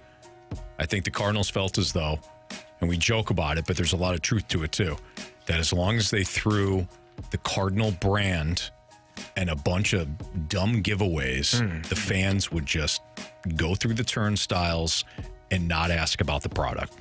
They underestimated how tiresome even the most proud of baseball franchise fans are about how tiresome it is to watch a product lose. Yeah. And quite frankly, not be entertaining.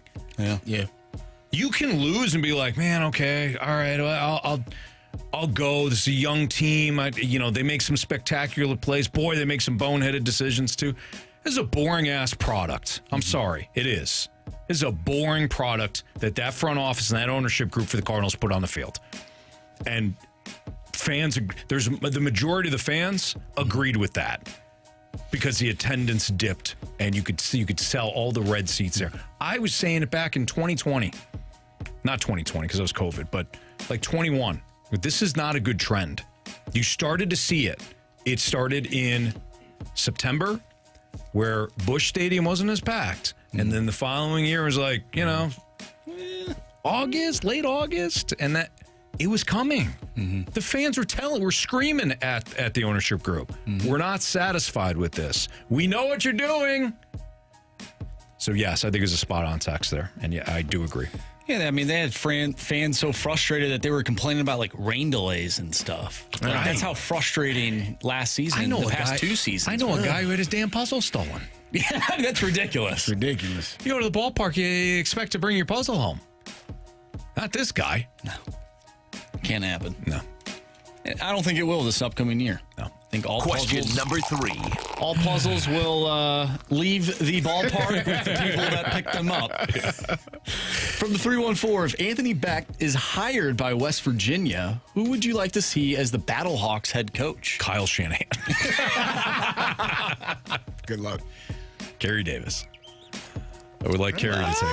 Might be available. He's got coaching experience. That'd be cool. He wants to get back into coaching. Ish. If it's not Carey,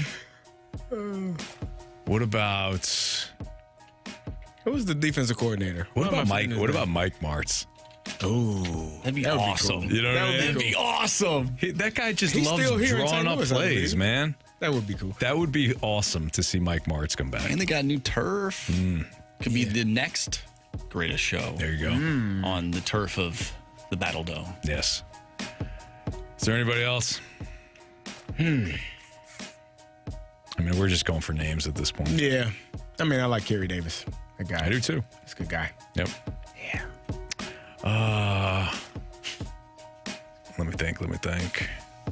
Who's like a coaching lifer? Like a June Jones.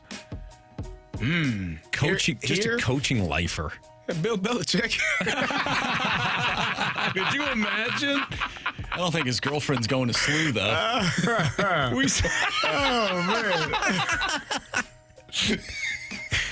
Man. Oh, Billy B. Bill Belichick. Yeah. Do your job throughout the state. Not open heart surgery. We're in Cincinnati. Yeah, we're on to San Antonio. What are these things? San Antonio. We're on to San Antonio. Yeah. We're on to Cincinnati. Bill, there's no Cincinnati. I don't care. Question number 4. He's cheating.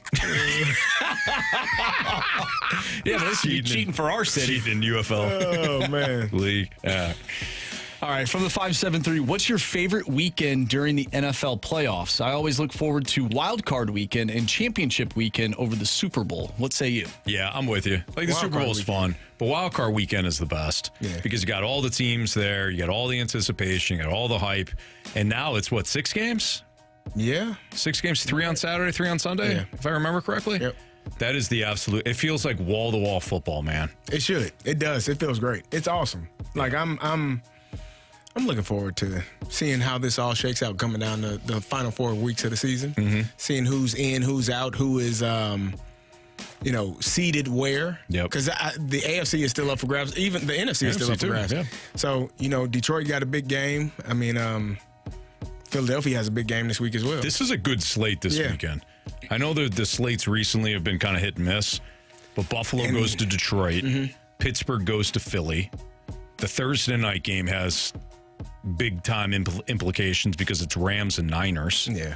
And the Niners unlikely to make the playoffs, but the Rams after last week, they kind of put themselves back at least in the conversation. But if they lose to the Niners, I think Thursday night winds up being an elimination game. Between the Rams and the Niners. Oh, yeah. Rams win, Niners are done. Yeah. If the 49ers win, the Rams, I think, would basically be done. The Bills and the Lions are going to be a good game, That's too. going to be a great one. Because those are, the Bills are sitting there right there in the second seed. If Pittsburgh is able to win and they lose, you jump them. If the Lions lose and the Eagles, like those two games can change who is first and second and who is second and third in AFC and NFC. So it's gonna be a good game. Dude, good you know weekend. what just got me excited? A week from today, we're gonna be previewing some college football playoff games. That does sound pretty cool. How exciting is that? And we get to watch the Georgia Bulldogs without their quarterback.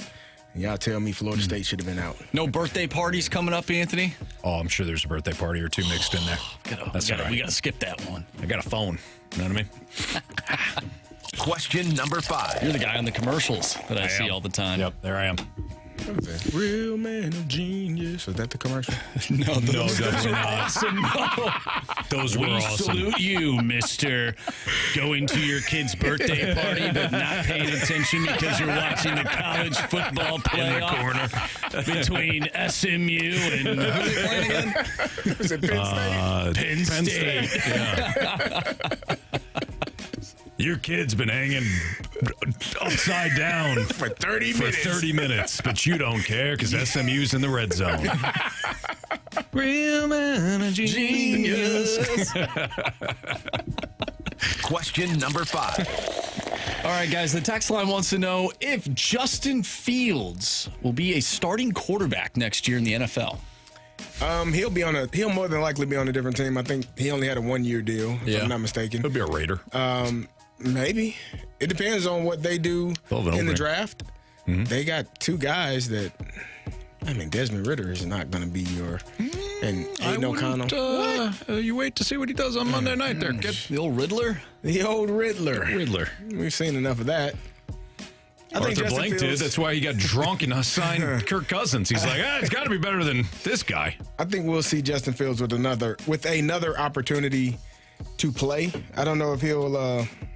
There's some bad quarterback play in the NFL. Yeah, he'll have a chance. Yeah, there's a lot of teams that are still. He'll go into camp at least in a competition. Yeah, I feel good about saying that.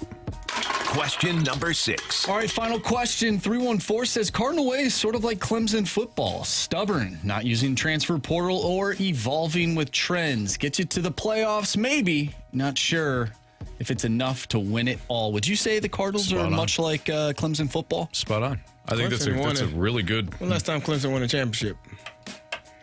Trevor Lawrence, 2016? No, 2019. Don't you give me attitude. 2019. Was it? You got a better memory for this stuff, Marshall. I'll go with you. Is that when Lawrence won it? 2019? That's when they smoked Alabama. And then 2020 was LSU? I think so. No. 21, no. 20, I don't know. Don't give me the making up numbers. Had to be the 2019 calendar year. Okay. I believe you. Anyways, so. It was 2019 for LSU because 2020, when COVID hit, is when just Jamar Chase sat out, if I'm not mistaken. Pretty sure.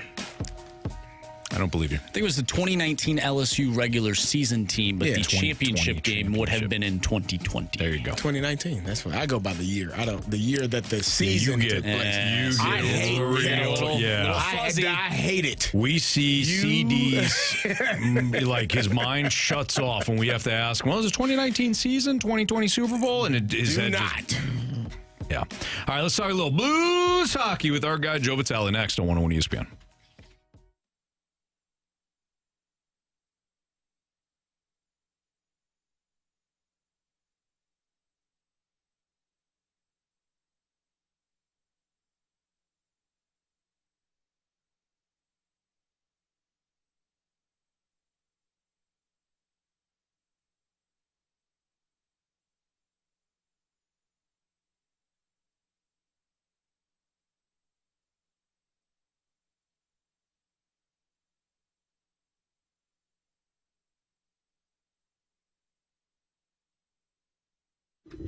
Head out to Auto Center's Nissan Herculaneum before the end of the year. If you're looking for a brand new Nissan vehicle, maybe it's a new Pathfinder. My wife, Kristen, and I purchased a Pathfinder right there from Auto Center's Nissan Herculaneum. Now, we got a used vehicle because they have over 700 new and used vehicles all in one location at Auto Center's Nissan. They got discounted prices on every vehicle in stock, but we went pre-owned. We fell in love with this Pathfinder. We test drove a bunch of different vehicles, a bunch of different makes and models. Wound up falling in love with the Pathfinder, low mileage, and we got a great deal on it. They've got massive year-end dealer discounts, as I was mentioned before, such as over up to $11,900 off the MSRP, on select new Nissan models. They got low finance rates available right now, like 0% APR for 60 months on the brand new Rogue. Available no payments for 6 months on select new Nissans, or no payments for 3 months on select used vehicles. It's all right there, one location out in Herculaneum. As always, qualified new and used vehicles come with a complimentary lifetime warranty, plus all new Nissans come with a 30-day return promise. No one offers this option, with 3 free oil changes included through the Nissan Maintenance Care Plan. So check them out online at Auto Centers Nissan Herculaneum, or online at autocentersnissan.com, or head out to Herculaneum. It's Auto Centers Nissan.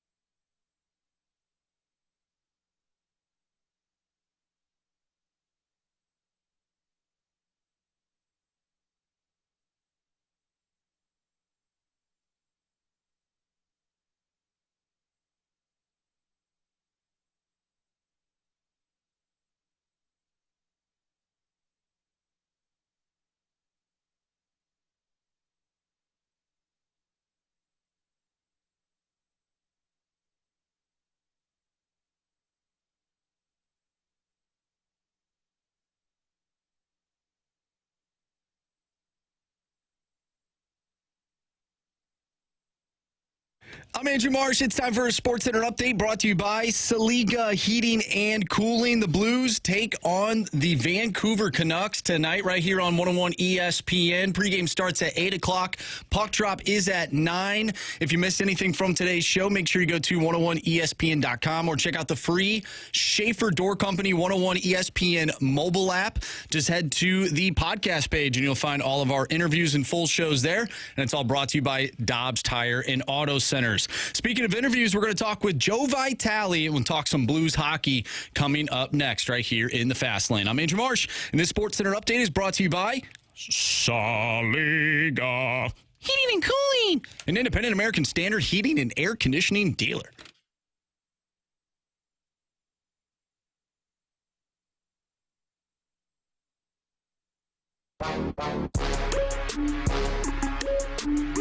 You got Blues hockey tonight right here on 101 ESPN. Pregame starting at 8 o'clock as they take on the Vancouver Canucks and end a long road trip.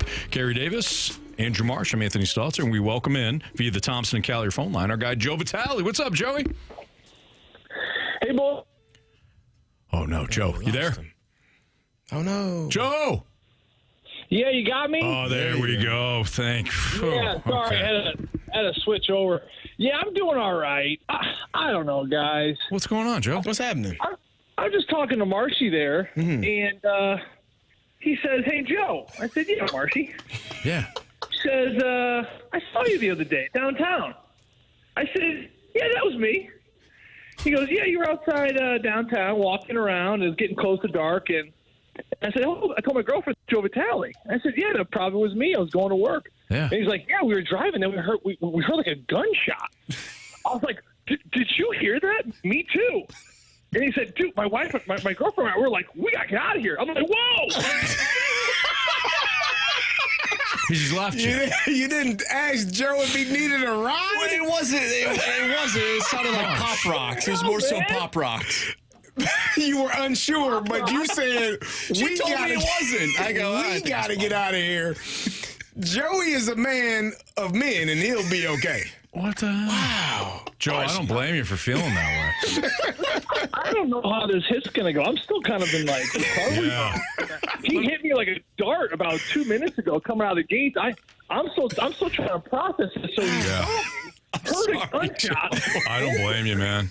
Carey Davis one time called me from the parking lot and was ready to beat up somebody because they were blocking my car. Now, I happen to be my father. I didn't know. But you know what? Carey didn't know. And he's ready to throw fisticuffs. And you got Marsh here not doing a damn thing for our guy Joe.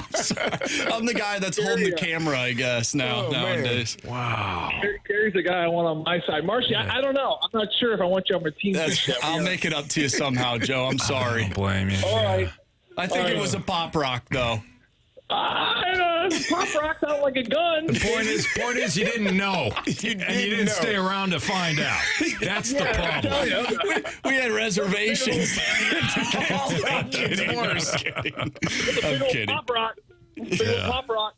Oh, man. Joe, to the best of your ability, man, because I know you've been hit like just with a brick right to the face, but to the best of your ability, can you tell us what it's like to go on the road to the East, come home for one, then go up to the Canadian road trip there, be gone for basically 2 weeks? What's that final game like going in? Because that's what the Blues face tonight. You know, it's tough. It's been a long little trek here, and you know, one thing I'll say is, as a fan, you're looking at everything, right? You're like, as a broadcaster, I'm looking at it now from a standpoint of, whoa, they were gone for a while. They came home for one. Then they're gone right now for a while. Well, guess what? Now they come home for, 2? And then they go back, or 2 or 3, and then they go back again on the road for Florida, and then, of course, Detroit. But I will say for these players, you know, this is business, right? And it's just they kind of live in these day-tight compartments. They live like just each and every day. I mean, I promise you, I ask you, you go up to Jake Neighbors, you know, tomorrow when you see him, and say, so who do you got next week? He's like, I don't know. Like, where's the next road trip? I have no idea. I mean, these guys are very dialed in, which is, it's good. You got to be programmed that way because you can't look too far ahead. Because, listen, if you look too far ahead, it can be very overwhelming. But this is going to be a tough game tonight for lots of reasons. They have been on the road a long time, like you mentioned. It's been a weird road trip where you had 2 days off after Edmonton. They are staying the night again tonight in Vancouver because of the time change. They wouldn't get home till 6, 7 in the morning.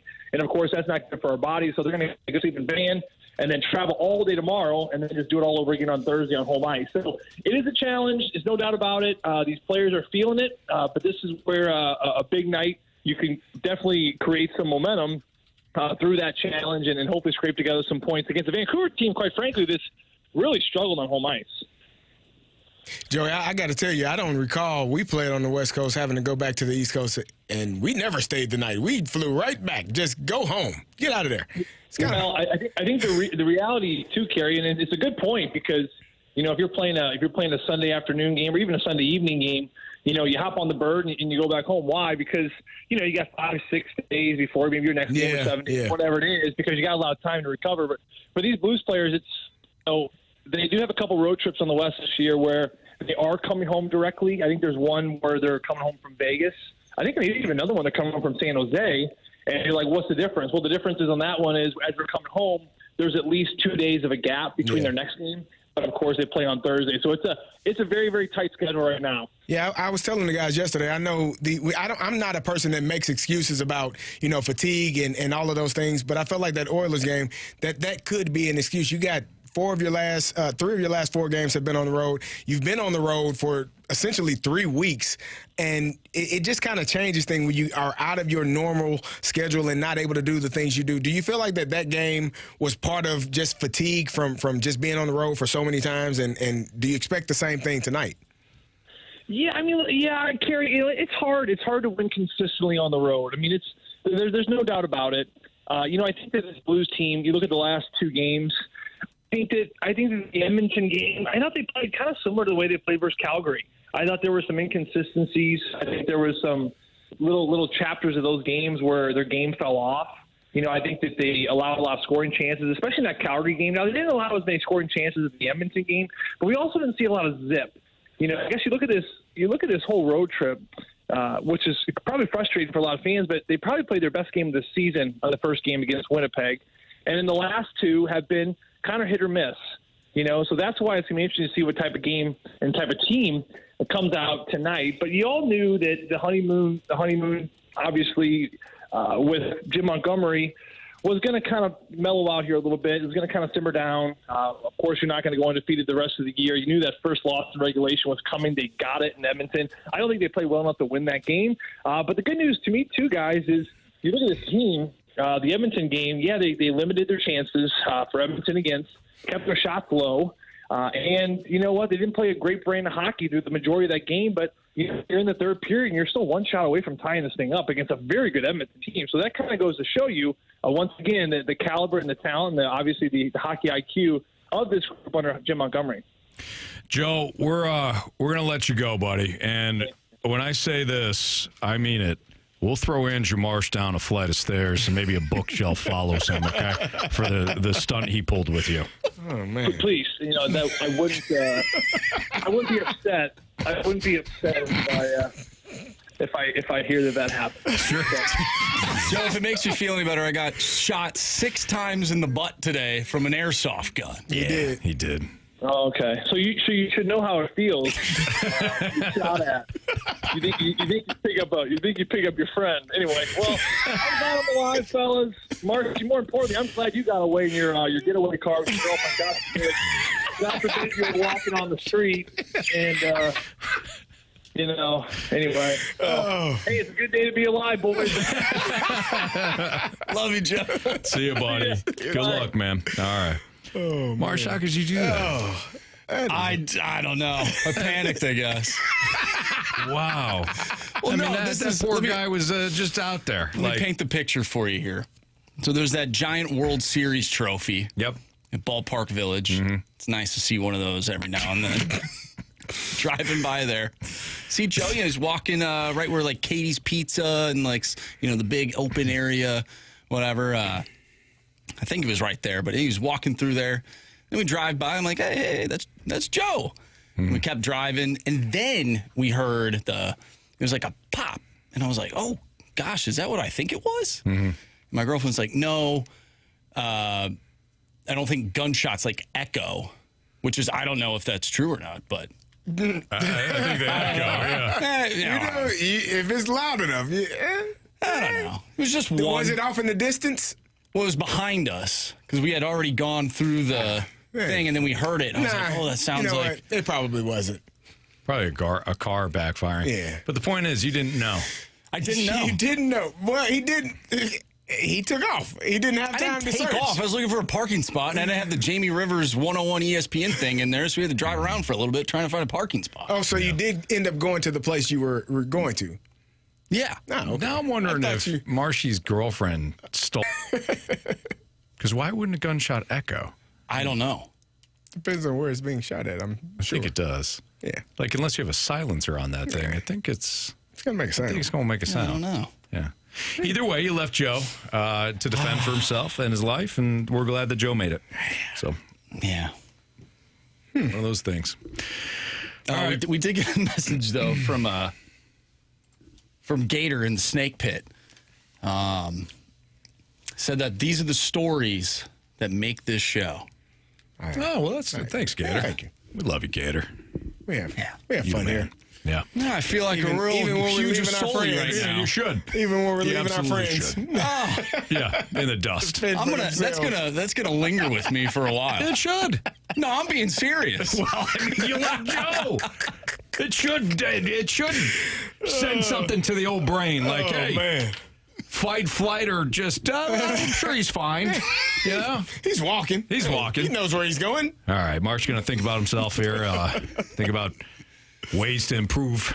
Yeah, I just need to be better. And we're going to come back. We're going to have Bet the Board, 3 stars of the day, criticisms, and compliments next.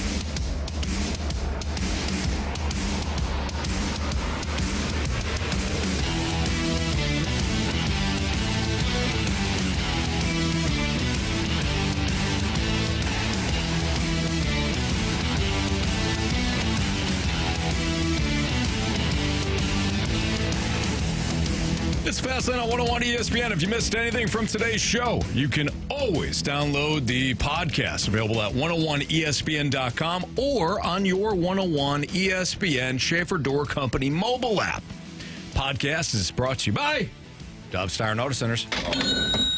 Don't forget, you can join the Morning After crew at the all-new Hot Shots on Lindbergh for your TMA Christmas party on Thursday, December 12th from 7 to 9 p.m. featuring Santa Doug giving away presents every 10 minutes, like Blues tickets, signed Blues pucks, concert tickets, including Post Malone and Jelly Roll, Kendrick Lamar, and SZA, Jack White, Disturbed, Linkin Park, and more. Hot Shots will also have a TMA holiday-themed menu with shot and drink specials throughout the night. Also, please bring a new and unwrapped toy for Annie's Hope. Come celebrate the holidays with TMA at the brand new Hot Shots on Lindbergh on December 12th, starting at 7 p.m.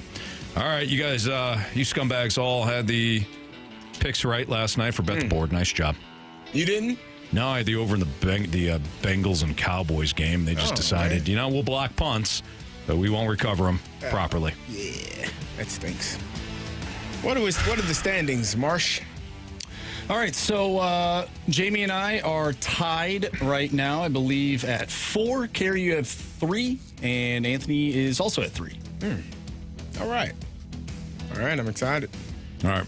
I'm going to take Jordan Kyrou 3+ shots on goal tonight. You go, boy. Not a bad pick. Okay. Jamie has the Jets money line. God dog it. What a fool. What? Yeah. They're not going to win. That's what I had. Oh. It'll be great. I got to pick. All right, while you look that up, I'm going to go Penn State Rutgers under 157.5. Forgot we had Penn State basketball. Rutgers under 157.5. You're the man that told me never go the under. Yeah, I hate the under. Well, why'd you go under? I'm going to tell you that again tomorrow when they shatter records tonight in Piscataway, New Jersey. All right, give me the Kings on the money line.